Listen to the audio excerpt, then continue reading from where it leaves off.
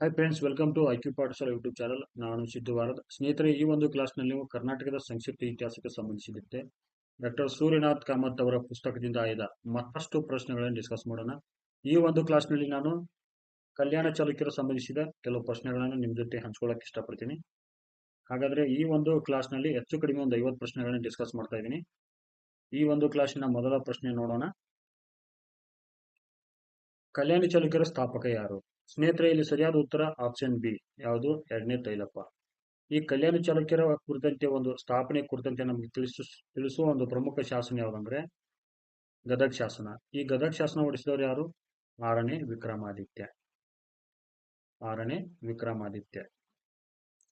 ಆದ್ರೆ ಇದನ್ನ ಯಾವಾಗ ಸ್ಥಾಪನೆ ಮಾಡ್ತಾನಂದ್ರೆ ಇವನು ಈ ಒಂದು ಚಾಲುಕ್ಯರ ಸಾಮ್ರಾಜ್ಯವನ್ನ 973ರಲ್ಲಿ ಸ್ಥಾಪನೆ ಮಾಡ್ತಾನೆ. ಹಾಗಾದ್ರೆ ಯಾರನ್ನು ಸೋಲಿಸಿ ಸ್ಥಾಪನೆ ಮಾಡ್ತಾನೆ ಇವನು? ರಾಷ್ಟ್ರಕೂಟರ ಕೊನೆಯ ದೊರೆ ಎರಡನೇ ಕರ್ಕನನ್ನ ಸೋಲಿಸಿ ಇವನು ಅಧಿಕಾರಕ್ಕೆ ಬರ್ತಾನೆ. ಮುಂದಿನ ಪ್ರಶ್ನೆ ನೋಡ್ರಿ. ರಾಷ್ಟ್ರಕೂಟರ ಒಂದು ಕಾಲದಲ್ಲಿ ಎರಡನೇ ತೈಲಪ್ಪನು ಯಾವ ಪ್ರದೇಶದ ಪ್ರಾಂತ್ಯದ ಒಂದು ಮಾಂಡಲಿಕನಾಗಿದಂತ ಪ್ರಶ್ನೆ ಕೇಳಿದರು. ಇಲ್ಲಿ ಸರಿಯಾದ ಉತ್ತರ ಯಾವುದು? Option C, Tardavadi. ಸ್ನೇಹಿತರೆ, ಎರಡನೇ ತೈಲಪ್ಪನು ಅಂದ್ರೆ ಎರಡನೇ ಕರ್ಕನ ಕಾಲದಲ್ಲಿ ಈ ತರ್ದವಾಡಿಯ ಒಂದು ಮಾಂಡಲಿಕನಾಗಿದ್ದ. ಹಾಗಾದ್ರೆ ಈ ತರ್ದವಾಡಿ ಕಂಡು ಬರುವ ಜಿಲ್ಲೆ ಯಾವುದು? ಪ್ರಸ್ತುತ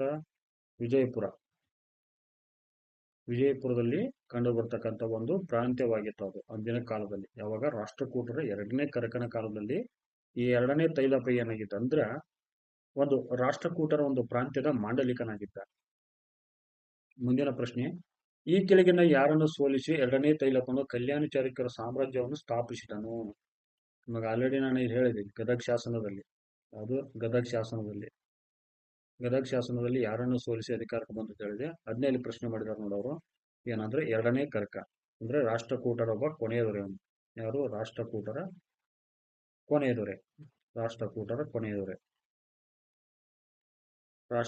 ಕೊನೆಯ ದೊರೆ. ಇನ್ನೊಂದು ಇಂಪಾರ್ಟೆಂಟ್ ಏನಂದ್ರೆ ಅಲ್ಲಿ 4ನೇ ಅಮೋಘ ವರ್ಷ ಬರ್ತಾನ, ಸೋಮದೇವನು ಕೂಡ ಬರ್ತಾನೆ.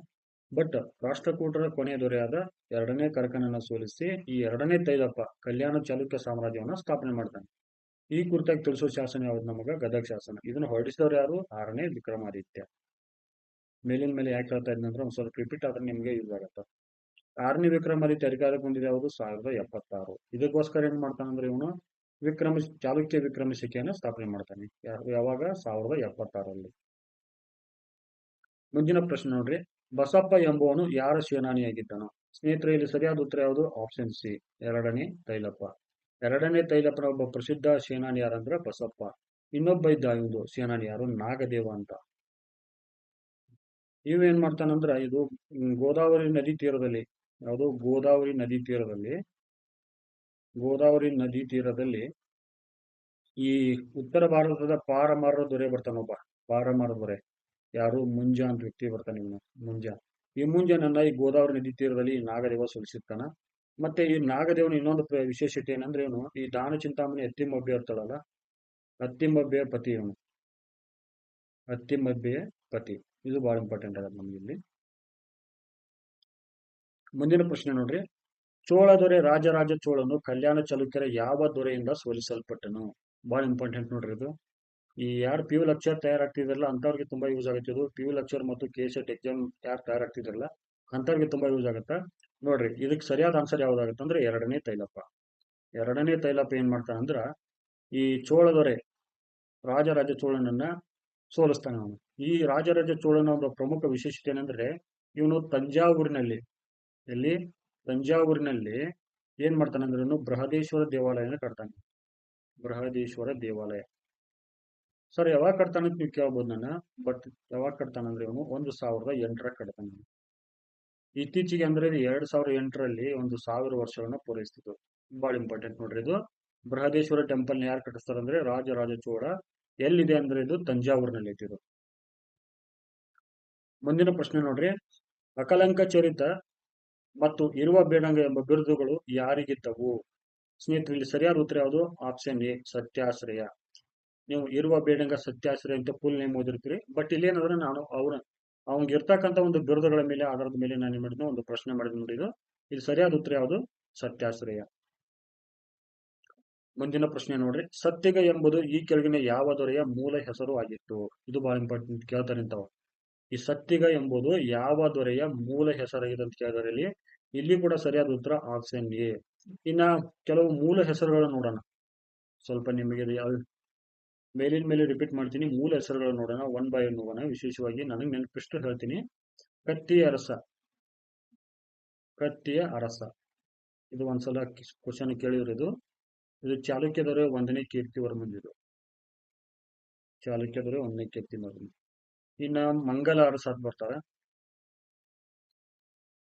ಮಂಗಲ ಅರಸ, ಮಂಗಲ ಅರಸ ಯಾರು ಗೊತ್ತಾ ನಿಮಗೆ? ಮಂಗಳೇಶ. ಇವನಾದ್ಮೇಲೆ ಇನ್ನ ಎರೆ ಅಂತ ಬರ್ತಾನೆ ಇಲ್ಲಿ. ಎರೆಯ, ಎರೆಯ ನಿಮ್ಗೆ ಆಲ್ಮೋಸ್ಟ್ ಗೊತ್ತಿರುತ್ತೆ ಅನ್ಕೋತೀನಿ. ಎರಡನೇ ಪುಲಕೇಶಿ ಇವನು, ಎರಡನೇ ಪುಲಕೇಶಿ, ಸರಿನಾ? ಇವನ ರಾಹಪ್ಪ ಅಂತ ಬರ್ತಾನೆ ಇಲ್ಲಿ, ರಾಹಪ್ಪ. ಇವನು ಯಾರು? ಎರಡನೇ ಕೀರ್ತಿವರ್ಮ, ಅಂದ್ರೆ ಚಾಲುಕ್ಯರ ಕೊನೆಯ ದೊರೆ ಇವನು. ಬಾದಾಮಿ ಚಾಲುಕ್ಯರ ಕೊನೆಯ ದೊರೆ ಯಾರು? ಎರಡನೇ ಕೀರ್ತಿವರ್ಮ. ಸರ್ ಇವನಾದ್ಮೇಲೆ ಇನ್ ಇಂಪಾರ್ಟೆಂಟ್ ಕಾಲಾನುಕ್ರಮದಾಗ ನಾವು ಹೋಗ್ಬೇಕಾದ್ರೆ ಇನ್ನು ಶರ್ವ ಅಂತ ಬರ್ತಾನೊಬ್ಬ. ಶರ್ವ, ಶರ್ವ ಯಾರು? ಅಮೋಘ ವರ್ಷ, ಅಮೋಘ ವರ್ಷ. ಸರ್ ಇವ ಆದ್ಮೇಲೆ ಯಾರು ಬರ್ತಾರ ಕೇಳ್ಬೋದು ನಾನು. ಆದ್ರೆ ಈಗ ಇಂಪಾರ್ಟೆಂಟ್ ಏನಂದ್ರೆ ಈ ಸತ್ಯಗನ ಹಾಕೋಣ. ಯಾಕಂದ್ರೆ ಚಾಲುಕ್ಯರಾದ್ಮೇಲೆ ಈ ರಾಷ್ಟ್ರಕೂಟರಾದ್ಮೇಲೆ ಕಲ್ಯಾಣಿ ಚಾಲುಕ್ಯರ ಬರೋರು ಸತ್ಯಾಶ್ರಯ. ಸತ್ಯಾಶ್ರಯ. ಇನ್ನೊಂದಿಲ್ಲಿ ವಿಶೇಷ ಅಂದ್ರೆ ನಾವು ನೋಡೋಣ, ಇಲ್ಲಿ ಜಗದೇ ಕಮ್ಮಲ ಅಂತ ಬರ್ತಾನ. ಜಗದೇ ಕಮ್ಮಲ, ಇದು ಬಿರುದು ಆಗಿತ್ತು ಕೂಡ, ಬಟ್ ಇನ್ನೊಂದು ಅವನ ಹೆಸರು ಕೂಡ ಆಗಿತ್ತು. ಜಗದೇ ಕಮ್ಮಲ ಅಂದ್ರೆ ಎರಡನೇ ಜಯಸಿಂಹ, ಎರಡನೇ ಜಯಸಿಂಹನ ಮತ್ತೊಂದು ಹೆಸರನ್ನು ಜಗದೇ ಕಮ್ಮಲ. ಸರ್ ಇನ್ನೊಬ್ಬ ಯಾವ ಅಂದ್ರೆ ಬಹಳ ಇಂಪಾರ್ಟೆಂಟ್, ಉತ್ತರ ಭಾರತ ನೋಡ್ತೀವಿ ನಾವು, ಕಚ ಕೇಳ್ತೀವಿ ಇಲ್ಲಿ. ಕಚಗುಪ್ತ ಅಂತ ಬರ್ತಾನ. ಇವನ್ ಯಾರಂದ್ರೆ ಸಮುದ್ರಗುಪ್ತ, ಸಮುದ್ರಗುಪ್ತ. ಇಷ್ಟ ಮೂಲ ಹೆಸರುಗಳು ನೆನ್ಪಿಟ್ಕೊಳ್ಳಿ. ಇನ್ನ ಇವರಲ್ಲೆಲ್ಲ ಬರ್ತಾರೆ ಯಾರಲ್ಲಿ? ಡೆಲ್ಲಿ ಸುಲ್ತಾನರಲ್ಲಿ. ಅವನು ಒಂದು ಡೆಲ್ಲಿ ಸುಲ್ತಾನರ ಕಾಲದಲ್ಲಿ ನೋಡ್ಬೇಕಾದ್ರೆ ನೋಡೋಣ. ಮುಂದಿನ ಪ್ರಶ್ನೆ ನೋಡ್ರಿ, ಇರುವ ಬೇಡಂಗನ, ಇರುವ ಬೇಡಂಗ ಸತ್ಯಾಶ್ರಯನ ಆಸ್ಥಾನದಲ್ಲಿದ್ದ ಪ್ರಸಿದ್ಧ ಕವಿ ಯಾರಂತ ಕೇಳಿದಾರೆ ನೋಡ್ರಿ. ಇಲ್ಲಿ ಸರಿಯಾದ ಉತ್ತರ ಯಾವುದು? ರನ್ನ. ರನ್ನನ ಪ್ರಸಿದ್ಧ ಗ್ರಂಥ ಯಾವುದು? ಗದಾಯುದ್ಧ. ನೆಕ್ಸ್ಟ್ ಇನ್ನ ಪಂಪ್ ಯಾರ ಆಶ್ರಯದಲ್ಲಿದ್ದ? ಇದು ಇಂಪಾರ್ಟೆಂಟ್ ಆಗತ್ತೆ ನೋಡ್ರಿ. ನಿಮ್ಗೇನೋ ಗೊತ್ತಿರೋ ಕಮೆಂಟ್ ಮಾಡಿ. ಚಲೋ, ನಿಮ್ಗೆ ಏನೋ ಗೊತ್ತಿರೋ ಕಮೆಂಟ್ ಮಾಡ್ರಿ. ಇನ್ನು ಪೊನ್ ಅಂತರೂ ನಿಮ್ಗೆ ಆಲ್ಮೋಸ್ಟ್ ಗೊತ್ತಿರ್ಬೋದು. ಇವನು ಯಾರು? ರಾಷ್ಟ್ರಕೂಟ ದೊರೆ, ಸಾರಿ, ರಾಷ್ಟ್ರಕೂಟ ದೊರೆಯದಲ್ಲಿರ್ತಾನೆ ಇಲ್ಲಿ. 3ನೇ ಕೃಷ್ಣನ ಆಸ್ಥಾನದಲ್ಲಿರ್ತಾನೆ. ಈ ಜನ್ ಯಾರ ಕಾಲದಲ್ಲಿ ಇರ್ತಾನೆ? ಇವನು ಹೊಯ್ಸಳರ ಕಾಲದಲ್ಲಿ ಇರ್ತಾನೆ. ಹೊಯ್ಸಳರ ಕಾಲದಲ್ಲಿ. ಮುಂದಿನ ಪ್ರಶ್ನೆ ನೋಡ್ರಿ, ಜಗದೇಕ ಮಲ್ಲ ಎಂದು ಪ್ರಸಿದ್ಧನಾದ ಕಲ್ಯಾಣಿ ಚಾಲುಕ್ಯರ ದೊರೆ ಯಾರು ಕೇಳಿದಾರೆ ನೋಡ್ರಿ. ಅವಾಗಲೇ ನಿಮ್ಗೆ ಹೇಳಿದೆ, ಹಳೆ ಹೆಸರುಗಳ ಮೂಲ ಹೆಸರು ಯಾವ್ದು ಹೇಳ್ಬೇಕಾದ್ರೆ ಹೇಳಿದೆ. ಇಲ್ಲಿ ಸರಿಯಾದ ಉತ್ತರ ಯಾವುದು? ಎರಡನೇ ಜಯಸಿಂಹ. ಇಲ್ಲೊಂದು ಇಂಪಾರ್ಟೆಂಟ್ ಪ್ರಶ್ನೆ ಐತೆ ನೋಡ್ರಿ, ಕಲ್ಯಾಣಿ ಚಾಲುಕ್ಯರ ಯಾವ ರಾಜನ ಆಡಳಿತಾವಧಿಯಲ್ಲಿ ಚೋಳರ ರಾಜೇಂದ್ರ ಚೋಳನು ಮಳಕೇಡವನ್ನು ಆಕ್ರಮಿಸಿ ಸುಟ್ಟು ಹಾಕಿದನು ಅಂತ ಪ್ರಶ್ನೆ ಕೇಳಿದಾರೆ ಅವರು. ಯಾವುದು? ಮಳಕೇಡ. ಮಳಕೇಡ ಅಂದಿನ ರಾಜಧಾನಿಗಿತ್ತು. ಇದನ್ನು ಸುಟ್ಟು ಹಾಕಿದವರು ಯಾರಂದ್ರೆ ಚೋಳರ ದೊರೆ ರಾಜೇಂದ್ರ ಚೋಳನು ಈ ಮಳಕೇಡವನ್ನು ಆಕ್ರಮಿಸಿ ಸುಟ್ಟು ಹಾಕಿದ ಅಂತ ಕೇಳಿದಾರೆ. ಅದು ಯಾರ ಕಾಲದಲ್ಲಿ ಅಂತ ಪ್ರಶ್ನೆ ಕೇಳಿದಾರೆ. ಇಲ್ಲಿ ಸರಿಯಾದ ಉತ್ತರ ಯಾವುದು? ಆಪ್ಷನ್ ಬಿ, ಎರಡನೇ ಜಯಸಿಂಹ. ಇಂಪಾರ್ಟೆಂಟ್ ನೋಡ್ರಿ, ಇದು ನೋಟ್ಸ್ ಮಾಡ್ಕೊಡ್ರಿ. ದಯವಿಟ್ಟು ಈ ಕೆಸೆಟ್ ಎಕ್ಸಾಮ್ ಯಾರು ತಯಾರಾಗ್ತಿದ್ರಲ್ಲ, ಮತ್ತೆ ಯಾರವರು ಪಿ ಯು ಲೆಕ್ಚರ್, ಅವ್ರು ಸ್ವಲ್ಪ ಜಾಸ್ತಿ ಇಂಥ ಪ್ರಶ್ನೆಗಳ ಮೇಲೆ ಕಾನ್ಸಂಟ್ರೇಷನ್ ಮಾಡಿ. ಇಲ್ಲಿ ಸರಿಯಾದ ಉತ್ತರ ಯಾವುದು? ಎರಡನೇ ಜಯಸಿಂಹ. ಅಂದ್ರೆ ಅಲ್ಲಿವರೆಗೆ ಯಾವ್ದಾಗಿತ್ತು? ಮಳಕೇಡನೇ ಒಂದು ಕಲ್ಯಾಣ ಚಾಲುಕ್ಯರ ರಾಜಧಾನಿ ಆಗಿತ್ತು. ಮಳಕೇಡ ಮೂಲ ರಾಜಧಾನಿ ಆಗಿತ್ತು, ಸರಿನಾ? ಆರಂಭಿಕವಾಗಿ ರಾಜಧಾನಿ ಮಾಡ್ಕೊಂಡು ಯಾರು? ಎರಡನೇ ತೈಲಪ್ಪ. ತೈಲಪ್ಪ, ತೈಲಪ್ಪ ಯಾಕೆ ಮಾಡ್ಕೊಂತಾನೆ ಹೇಳಿದ್ರೆ, ರಾಷ್ಟ್ರಕೂಟರ ದೊರೆ ತನ್ನ ಎರಡನೇ ಕರ್ಕನನ್ನು ಸೋಲಿಸಿ ಏನ್ ಮಾಡ್ತಾನಂದ್ರೆ ಅದ್ರ ಆಕ್ರಮಣ ಮಾಡ್ಕೊಂಡಿರ್ತಾನ ಅವನು. ಮುಂದಿನ ಪ್ರಶ್ನೆ ನೋಡ್ರಿ, ಮಸ್ಕಿ ಕದನವು ಈ ಕೆಳಗಿನ ಯಾರ ನಡುವೆ ನಡೆಯಿತು? ನೋಡ್ರಿ ಇದು ಬಹಳ ಇಂಪಾರ್ಟೆಂಟ್ ನೋಡ್ರಿ. ಇದು ಮಸ್ಕಿ ಕದನವು ಈ ಕೆಳಗಿನ ಯಾರ ನಡುವೆ ನಡೆಯಿತು? ಇಲ್ಲಿ ಸರಿಯಾದ ಉತ್ತರ ಯಾವ್ದಾಗತ್ತ? ಅದನ್ನ ಇದು ಆಪ್ಷನ್ ಎ, ಎರಡನೇ ಜಯಸಿಂಹ ಮತ್ತು ರಾಜರಾಜ ಚೋಳನ ಮಧ್ಯೆ ಈ ಕದನ ನಡೀತೈತಿ. ಈ ಕದನದಲ್ಲಿ ಏನಾಗತ್ತೆ ಅಂದ್ರೆ ಚೋಳರಿಗೆ ಗೆಲುವಾಗತ್ತೆ. ಇದು ಯಾವಾಗ ನಡೀತೈತಿ? 1020ರಲ್ಲಿ ನಡೀತೈತಿ. ಈ ಮಸ್ಕಿ ಕದನದ ಮತ್ತೊಂದು ಹೆಸರು ಅಂದ್ರೆ ಮುಯುಂಗಿ ಕದನ. ಈ ಮುಯುಂಗಿ ಅನ್ನೋದು ಮಸ್ಕಿಯ ಮತ್ತೊಂದು ಹೆಸರು. ಇನ್ನು ಮಸ್ಕಿಯ ಇನ್ನೊಂದು ಹೆಸರು ಐತಿ, ಪ್ರಾಚೀನ ಹೆಸರು ಮುಷಂಗಿ ಕೂಡ ಅಂತ ಕರಿತಿದ್ರು ಇದಕ್ಕ. ಏನು? ಮುಷಂಗಿ. ಪ್ರಸ್ತುತ ಯಾವ ಜಿಲ್ಲೆಯಲ್ಲಿ ಬರ್ತಿದ್ವು? ರಾಯಚೂರು ಜಿಲ್ಲೆಯಲ್ಲಿ ಬರ್ತಿದ್ವು. ಇನ್ನು ಮಸ್ಕಿ ಕೂತಾಗ ನಮಗೆ ಪ್ರಮುಖ ಇಂಪಾರ್ಟೆಂಟ್ ಏನ್ ಹೇಳ್ರಿ ನೋಡೋಣ. ಮಸ್ಕಿಯಲ್ಲಿ ಇರ್ತಕ್ಕಂಥ ಶಾಸನ ಕಂಡು ಬರುತ್ತೆ ನಮ್ಗೆ ಇಲ್ಲಿ. ಈ ಶಾಸನ ಯಾರಿಗೆ ಸಂಬಂಧಪಟ್ಟೈತೆ? ಅಶೋಕನಿಗೆ ಸಂಬಂಧಪಟ್ಟ ಪ್ರಮುಖ ಶಾಸನ. ಇದನ್ನ ಯಾವಾಗ ಕಂಡಿಡೋದು ಅಂದ್ರೆ 1915ರಲ್ಲಿ ಕಂಡಿಡ್ತಾರೆ. ಇದನ್ನ ಕಂಡಿಡಿದವ್ರು ಯಾರಂದ್ರೆ ಚಾರ್ಲ್ಸ್ ಬೇಡನ್. ಇದು ಸಿ ಬೇಡನ್ ಅಂತ ಕರಿಬಹುದು ನಾವು ಇದನ್ನ. ಇನ್ಯಾರು? C Baden. ಇದರ ವಿಶೇಷತೆ ಏನಂದ್ರೆ ಭಾರತದಲ್ಲಿ ಮೊಟ್ಟ ಮೊದಲ ಬಾರಿಗೆ ಅಶೋಕನ ಶಾಸನಗಳಲ್ಲಿ ಅಶೋಕನ ಒಂದು ಬಿರುದು ಮತ್ತು ಅವನ ಹೆಸರು ಎರಡೂ ಕೂಡ ಹೇಳಿರ್ತಕ್ಕಂಥ ಒಂದು ಪ್ರಥಮ ಶಾಸನ. ಇದರೊಳಗೆ ಏನ್ ಹೇಳ್ತಾರಂದ್ರ ಅವರು ದೇವನಾಮಪ್ರಿಯ ಅಶೋಕ ಅಂತ ಹೇಳ್ತಾರೆ ಅಲ್ಲಿ. ದೇವನಾಮಪ್ರಿಯ ಅಶೋಕ, ಈ ಎರಡೂ ಮೊಟ್ಟ ಮೊದಲ ಬಾರಿಗೆ ಅಶೋಕನ ಹೆಸರು ಬಂದಿರತಕ್ಕಂಥ ಒಂದು ಶಾಸನ ಯಾವ್ದಾದ್ರೆ ಮಸ್ಕಿ ಶಾಸನ. ಇನ್ನೊಂದು ಇಂಪಾರ್ಟೆಂಟ್ ಏನಂದ್ರೆ ನಮಗಿಲ್ಲಿ ಕಲಬುರಗಿ ಜಿಲ್ಲೆಯ ಒಂದು ಸನ್ನತಿ ಪಕ್ಕ ಒಂದು ಕನಗನಹಳ್ಳಿ ಅಂತ ಹಳ್ಳಿ ಬರುತ್ತೆ ಇಲ್ಲಿ. ಕನಗನಹಳ್ಳಿ ಇಲ್ಲಿ ಒಂದು ಪ್ರಶ್ನೆ ಕೇಳಿದ್ರಿ ಆಕ್ಚುಲಿ ಹೇಳ್ಬೇಕಾದ್ರೆ ರ್ಯಾನೋ ಅಶೋಕ ಅಂತೇಳಿ. ರ್ಯಾನೋ ಅಶೋಕ ಇದು UPSC ಕ್ವಶನ್ ಆಗಿತ್ತು. ಕನಗನಹಳ್ಳಿ ಶಾಸನದಲ್ಲಿ ರ್ಯಾನೋ ಅಶೋಕ ಅಂತ ಉಲ್ಲೇಖ ಮಾಡಿದಾರೆ. ರ್ಯಾನೋ ಅಶೋಕ ಅಂದ್ರೆ ರಾಯ ಅಶೋಕ ಅಥವಾ ರಾಜ ಅಶೋಕ ಅಂತ ಕರೆದಾಗ. ಇನ್ನು ಇಂಪಾರ್ಟೆಂಟ್ ಅಂದ್ರೆ ಈ ಕನಗನಹಳ್ಳಿಯಲ್ಲಿ ಮೊನ್ನೆ ಒಂದು KA ನಡೆಸಿರ್ತಕ್ಕಂಥ ಒಳಚಂಡ ಇಲಾಖೆಯಲ್ಲಿ ಎಕ್ಸಾಮ್ ಅಲ್ಲಿ ಪ್ರಶ್ನೆ ಕೇಳಿದ್ರ. ಇಲ್ಲಿ ಬೌದ್ಧ ಸ್ತೂಪಗಳು ಕಂಡು ಬರ್ತಕ್ಕಂಥ ಒಂದು ಮಾಹಿತಿಯನ್ನು ಕೊಟ್ಟಾರೆ ಇಲ್ಲಿ. ಬೌದ್ಧ ಸ್ತೂಪಗಳು. ಅಶೋಕ್ ಏನ್ ಮಾಡ್ತಾನಂದ್ರೆ ಈ ಕನಗನಹಳ್ಳಿಯಲ್ಲಿ ತನ್ನ ಒಂದು ಶಿಲ್ಪಿ ಅಂದ್ರೆ ಇನ್ನೂ ದಿ ಬೆಸ್ಟ್ ಇಂಪಾರ್ಟೆಂಟ್ ಏನಂದ್ರೆ ಈ ಕನಗನಹಳ್ಳಿಯಲ್ಲಿ ಏನ್ ಕೇಳಿದಾನಂದ್ರೆ ಅವನು ಬೌದ್ಧ ಸ್ತೂಪಗಳಿಗೆ ಕಂಡು ಬರ್ತಾವ ಅಂತ ಕೇಳಿದಾರ. ಆಮೇಲೆ ಅಶೋಕನ ಅವನ ಮೂರ್ತಿ ಶಿಲ್ಪ ಕಂಡು ಬಂದದ ಇಲ್ಲಿ. ಅಶೋಕನ ಮೂರ್ತಿ ಶಿಲ್ಪ ಅಂದ್ರೆ ಅಶೋಕ ಮತ್ತು ಅವನ ರಾಣಿಯರು ಹೊಂದಿರ್ತಕ್ಕಂಥ ಮೂರ್ತಿಯಲ್ಲಿ ಕೆತ್ತಿರ್ತಕ್ಕಂಥ ಒಂದು ಶಿಲ್ಪಗಳು ಕೂಡ ಈ ಕನಗನಹಳ್ಳಿಯಲ್ಲಿ ಕಂಡು ಬಂದವಿಲ್ಲಿ. ಮುಂದಿನ ಪ್ರಶ್ನೆ ನೋಡ್ರಿ. ಸುಗ್ಗಲ ದೇವಿಯನ್ನು ಉಲ್ಲೇಖಿಸಿ ಮುಂದಿನ ಯಾವ ಹೇಳಿಕೆಗಳು ಸರಿಯಾಗಿವೆ? ಸ್ನೇಹಿತರೆ, ಒಂದೇ ಹೇಳಿಕೆ ಏನ್ ಕೊಟ್ಟಿದ್ದಾರೆ ನೋಡೋಣ. ಏನಂದ್ರೆ ಇವಳು ವೀರಶೈವ ಶರಣ ದೇವರ ದಾಸಿಮಯ್ಯನ ಭಕ್ತೆಯಾಗಿದ್ದಳು. ಎರಡನೇ ಹೇಳಿಕೆಯಲ್ಲಿ ಏನ್ ಕೊಟ್ಟಾರಂದ್ರೆ ಇವಳು ಎರಡನೇ ಜಯಸಿಂಹನ ರಾಣಿಯಾಗಿದ್ದಳು ಕೊಟ್ಟಾರಿಲ್ಲಿ. ಸ್ನೇಹಿತರೆ, ಇಲ್ಲಿ ಸರಿಯಾದ ಉತ್ತರ ಯಾವುದು? Option C. ಇವಳು ಕುರಿತಾಗ ಸ್ವಲ್ಪ ನೋಡೋಣ ಇಲ್ಲಿ ನಾವು. ಏನಂದ್ರೆ ಯಾರು ಇವಳು ಒಂದು ಪ್ರಶ್ನೆ ಕೇಳ್ತಾರೆ ಇಲ್ಲಿ ನಮಗೆ. ಡೈರೆಕ್ಟ್ ಕೇಳೋದೇನು, ಯಾರು ಇವಳು? She was one of the queen of ಎರಡನೇ ಜಯಸಿಂಹ. ಆಮೇಲೆ ಇವರು ಯಾರ ಒಂದು ಭಕ್ತಿ ಆಗಿದ್ಲ ಅಂದ್ರೆ ವೀರಶೈವ ಬರ್ತಾರೆ. ವೀರಶೈವ ಶರಣ ದೇವರ ದಾಸಿಮಯ್ಯನ ಒಬ್ಳು ಭಕ್ತಿ ಆಗಿದ್ದಳು. ಇನ್ನು ನೆನಪಿಡಬೇಕಾದ ಪ್ರಮುಖ ಸಂಗತಿ ಏನಂದ್ರೆ ಸುಗ್ಗಲ ದೇವಿ ವಿಷಯದಲ್ಲಿ ಈ ದೇವರ ದಾಸಿಮಯ್ಯ ಇದಾನಲ್ಲ, ಈ ದೇವರ ದಾಸಿಮಯ್ಯ ಎರಡನೇ ಜಯಸಿಂಹನನ್ನು ಜೈನ ಸಂಪ್ರದಾಯದಿಂದ ಲಿಂಗಾಯತ ಧರ್ಮಕ್ಕೆ ಮತಾಂತರಿಸ್ತಾನೆ ಅವನು. ಅಂದ್ರೆ ಇಂಪಾರ್ಟೆಂಟ್ ತಿಳ್ಕೊಬೇಕಂದ್ರಿಂದ ಮೂಲತವಾಗಿ ಎರಡನೇ ಜಯಸಿಂಹ ಏನಾಗ್ತಾನಂದ್ರೆ ಜೈನ್ ಆಗಿದ್ದ. ಆಮೇಲೆ ಇವನನ್ನ ಲಿಂಗಾಯತ ಧರ್ಮಕ್ಕೆ ಮತಾಂತರಿಸೋರು ಯಾರಂದ್ರೆ ದೇವರ ದಾಸಿಮಯ್ಯ. ಇದಕ್ಕೆ ಇನ್ನೊಂದು ನಾವು ಉದಾಹರಣೆ ನೋಡ್ಬೇಕಾದ್ರೆ ಈ ವಿಷ್ಣುವರ್ಧನ ಬರ್ತಾನೆ ಗೊತ್ತ್ರಿ? ವಿಷ್ಣುವರ್ಧನ ಹೊಯ್ಸಳರ ಪ್ರಸಿದ್ಧ ದೊರೆ. ಇವನು ಮೂಲತಃ ಏನಾಗುತ್ತಂದ್ರೆ ಜೈನ್ ಆಗಿರ್ತಾನೆ ಅವನು. ಆಮೇಲೆ ಇವನ ಮೇಲೆ ಯಾರು ರಾಮಾನುಜಾಚಾರ್ಯರ ಒಂದು ಪ್ರಭಾವ ಬರುತ್ತೆ ಇಲ್ಲಿ. ರಾಮಾನುಜಾಚಾರ್ಯರ ಪ್ರಭಾವದಿಂದ ಏನಾಗ್ತಾನೆ ವೈಷ್ಣವ ಧರ್ಮನ ಸ್ವೀಕಾರ ಮಾಡ್ತಾನೆ. ಅದು ವೈಷ್ಣವ ಧರ್ಮನ ಸ್ವೀಕಾರ ಮಾಡ್ತಾನ. ಹಂಗೆ ಇಲ್ಲಿ ನೆನ್ಪಿಟ್ಕೋಬೇಕು ನೀವು. ಏನಂದ್ರೆ ಇವನು ಸಮಕಾಲೀನ ದೊರೆ. ಇವನು ಆಕ್ಚುಲಿ ಹೇಳ್ಬೇಕಾರೆ ಎರಡನೇ ಜಯಸಿಂಹ ವಿಷ್ಣುವರ್ಧನ ಒಂದೇ ಸಮಕಾಲೀನ, ಒಂದೇ ಶತಮಾನದ ಬರ್ತಾರ. ಹಾಗಾಗಿ ಏನಂದ್ರೆ ದೇವರ ದಾಸಿಮಯ್ಯ ಏನ್ ಮಾಡ್ತಾರೆ, ಎರಡನೇ ಜಯಸಿಂಹನನ್ನ ಜೈನ ಸಂಪ್ರದಾಯದಿಂದ ಹೆಂಗ ಲಿಂಗಾಯತ ಧರ್ಮಕ್ಕೆ ಮತಾಂತರಗೊಳಿಸ್ತಾನಲ್ಲ, ಹಂಗ ವಿಷ್ಣುವರ್ಧನನ್ನ ಈ ರಾಮಾನುಜಾಚಾರ್ಯರು ಜೈನ ಸಂಪ್ರದಾಯದಿಂದ ವೈಷ್ಣವ ಧರ್ಮಕ್ಕೆ ಒಂದು ಮತಾಂತರ ಮಾಡ್ತಾರ. ಇನ್ನು ಎರಡನೇ ಜಯಸಿಂಹನ ಪ್ರಮುಖ ರಾಣಿಯರು ಯಾರ್ಯಾರಾಗಿದೆ ಅಂತ ನೋಡ್ಬೇಕಾದ್ರೆ ನಾವು ಒಂದು ದೇವಲ ದೇವಿ, ಎರಡು ಲಕ್ಷ್ಮಾದೇವಿ, ಮೂರು ಬಿಜ್ಜಲ ದೇವಿ, ಇನ್ನೊಬ್ಳು ಸೋಮಲ ದೇವಿ. ಅದರಲ್ಲಿ ಪ್ರಮುಖ ದೇವಿ ನಮಗೆ ಈ ದೇವಿ ಅಂಡ್ ದೇವಿಗಳಲ್ಲಿ ಪ್ರಮುಖ ಯಾರಂದ್ರೆ ಸುಗ್ಗಲ ದೇವಿ ಏನಂತಂದ್ರೆ ಒಬ್ಳು ಪ್ರಸಿದ್ಧ ರಾಣಿಯಾಗಿದ್ಲು. ಯಾರ್ದು? ಎರಡನೇ ಜಯಸಿಂಹನ ಒಂದು ಪ್ರಸಿದ್ಧ ರಾಣಿಯಾಗಿದ್ಲು. ಸ್ನೇಹಿತರೆ, ಇನ್ನು ಮುಂದಿನ ಒಂದು ಪ್ರಶ್ನೆ ನೋಡೋಣ. ರಣಭೈರವಿ ಎಂದು ಪ್ರಸಿದ್ಧಳಾಗಿದ್ದವಳು ಯಾರು ಅಂತ ಕೇಳಿದ್ರಲ್ಲಿ. ರಣಭೈರವಿ, ಹೂ ವಾಸ್ ಫೇಮಸ್ ಆಸ್ ರಣಭೈರವಿ. ಇಲ್ಲಿ ಸರಿಯಾದ ಉತ್ತರ ಯಾವುದು? ಅಕ್ಕಾದೇವಿ ಅಂತ ಕೇಳ್ಬೋದು ನಾವಿಲ್ಲಿ. ಏನು? ಅಕ್ಕಾದೇವಿ. ಅಕ್ಕಾದೇವಿ ಯಾರು ಅಂದ್ರೆ ಗೊತ್ತಿರ್ಬೇಕು ನಿಮ್ಗೆ. ಇಲ್ಲಿ ಈ ಎರಡನೇ ಜಯಸಿಂಹ ಇರ್ತಲ್ಲ, ಅವನ ಒಬ್ಳು ಸಹೋದರಿ. She was sister of second Jayasimha. And ಇವಳು ಅಂದ್ರೆ ಎಲ್ಲಿ ಆಡಳಿತ ಮಾಡ್ತಾಳೆ ಅಂದ್ರೆ ಕಿಸುಕಾಡು ಅಂದ್ರೆ ಇಂದಿನ ಹುನಗುಂದ ಮತ್ತು ರೋನ್ ಪ್ರದೇಶ, ಆಮೇಲೆ ವಿಕ್ರಮ ಪ್ರದೇಶ. ಇವಳು ಪ್ರಮುಖ ಏನ್ ಇಂಪಾರ್ಟೆಂಟ್ ಅಂದ್ರೆ ಇವಳನ್ನ ಈ ಜಯಸಿಂಹ ಏನ್ ಮಾಡ್ತಾನಂದ್ರ ಹಾನಗಲ್ನ ಕದಂಬ ಇರ್ತಾನಲ್ಲ, ಹಾನಗಲ್ಲದ ಕದಂಬದ ಮಯೂರವರ್ಮನಿಗೆ ಮದುವೆ ಮಾಡ್ಕೊಡ್ತಾನೆ ಅವನು. ಹಾನಗಲ್ಲದ ಕದಂಬರ ಒಂದು ಅರಸ ಇರ್ತಾನಲ್ಲ ಮಯೂರವರ್ಮನಿಗೆ, ಅವನಿಗೆ ಮದುವೆ ಮಾಡ್ಕೊಡ್ತಾರ. ಯಾರನ್ನ? ಈ ಅಕ್ಕಾದೇವಿಯನ್ನ. ಅಕ್ಕಾದೇವಿ ಯಾರು? ಎರಡನೇ ಜಯಸಿಂಹನ ಸಹೋದರಿ. ಮುಂದಿನ ಪ್ರಶ್ನೆ ನೋಡ್ರಿ. ಕಲ್ಯಾಣಿ ಚಾಲುಕ್ಯರ ರಾಜಧಾನಿಯನ್ನು ಮಾನ್ಯಕೇಟದಿಂದ ಕಲ್ಯಾಣಕ್ಕೆ ವರ್ಗಾಯಿಸಿದವರು ಯಾರು ಅಂತ ಪ್ರಶ್ನೆ ಕೇಳಿದಾರೆ ಇಲ್ಲಿ. ಸ್ನೇಹಿತರೆ ಇಲ್ಲಿ ಸರಿಯಾದ ಉತ್ತರ ಯಾವುದು? 1ನೇ ಸೋಮೇಶ್ವರ. ಬಹಳ ಇಂಪಾರ್ಟೆಂಟ್ ನೋಡ್ರಿ. ಇಲ್ಲಿ 2 ರಾಜಧಾನಿ ಹುಟ್ಕೊಂಡು, ಇದು ಮೂಲ ರಾಜಧಾನಿ.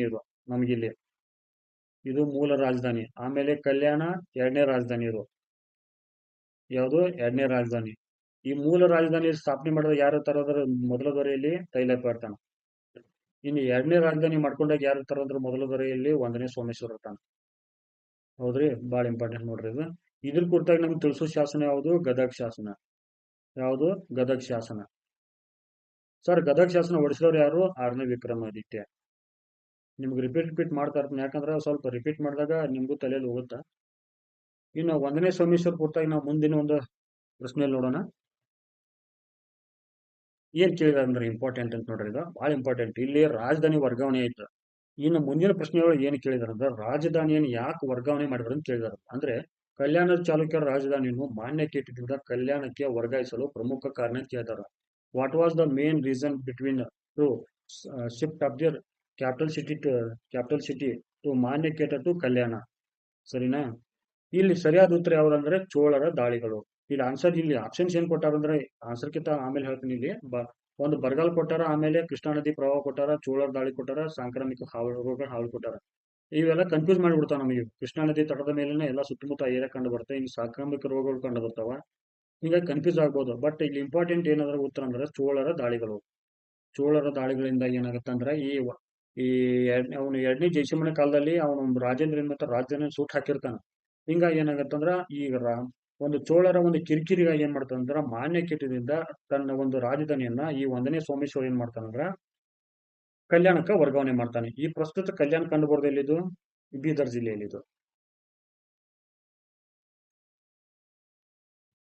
ಇಲ್ಲಿ ಕೊಟ್ಟಾರ ನೋಡ್ರಿ, ರಾಜಧಾನಿಯ ವರ್ಗಾವಣೆ ಎಲ್ಲಿಂದ ಎಲ್ಲಿಗೆ? ಮಾನ್ಯಕೇಟದಿಂದ ಕಲ್ಯಾಣಕ್ಕೆ. ಯಾವಾಗ ವರ್ಗಾವಣೆ ಮಾಡಿದ್ರು? 1048. ಕಾರಣ ಏನು? ಚೋಳರ ಒಂದು ದಾಳಿಗಳು. ಇನ್ನು ವರ್ಗಾಯಿಸಿದವ್ರು ಯಾರು? 1ನೇ ಸೋಮೇಶ್ವರ. ನೋಟ್ ಮಾಡ್ಕೊಡ್ರಿ. ಈ K set and P U lecture company ದಯವಿಟ್ಟು ಇಂಥ ನೋಟ್ಸ್ ಗಳನ್ನ ಮಾಡ್ಕೋತಾ ಇರಿ. ಯಾಕಂದ್ರೆ ಇವ್ನು ಡೈರೆಕ್ಟ್ ಕೇಳ್ತಾರೆ. ಇವನು ಎಲ್ಲಿ ವರ್ಗಾವಣೆ ಮಾಡಿದ್ರು, ಯಾವಾಗ ವರ್ಗಾವಣೆ ಮಾಡಿದ್ರು, ಕಾರಣ ಏನು, ವರ್ಗಾಯಿಸಿದವ್ರು ಯಾರು, ಇಂಥ ಪ್ರಶ್ನೆಗಳನ್ನ ಕೇಳ್ತಾರ ಅವರು. ಸ್ವಲ್ಪ ಗಮನ ಹರಿಸಿ ಈ ಕಡೆ. ಮುಂದಿನ ಪ್ರಶ್ನೆ ನೋಡ್ರಿ, ಕಿದ್ರಾಪುರ ಅಥವಾ ಕೊಪ್ಪಂ ಕದನ ಯಾವ ವರ್ಷದಲ್ಲಿ ನಡೆಯಿತು? ನೋಡ್ರಿ, ನೀವೆಲ್ಲ ಕೊಪ್ಪಂ ಕದನ ಮಾತ್ರ ಕೇಳಿರ್ತೀರಿ. ಇನ್ನು ಕಿದ್ರಾಪುರ ಅನ್ನೋದು ವಿಶೇಷ ಇದು. ಯಾಕಂದ್ರೆ ಇದನ್ನ ಬ್ರಾಕೆಟ್ ಅಲ್ಲಿ ಕಾಮತ್ ಬುಕ್ಕಲ್ಲಿ ಕೊಟ್ಟಾರ ಅವರು. ಕಾಮತ್ ಬುಕ್ಕಲ್ಲಿ ಕೊಟ್ಟಾರ, ಬ್ರಾಕೆಟ್ ಅಲ್ಲಿ ಹಾಕಿದಾರ. ಅದಕ್ಕೋಸ್ಕರ ನಾ ಏನ್ ಮಾಡಿದ್ನಿ, ಇದನ್ನ ಕೊಪ್ಪಂ ಕದನ ಅಂತ ಎಲ್ಲಿ ಕರಿತಾರೆ ಅಂದ್ರೆ ಚೋಳರ ಶಾಸನದಲ್ಲಿ ಕರಿತಾರೆ. ಚೋಳರ ಶಾಸನಗಳಲ್ಲಿ.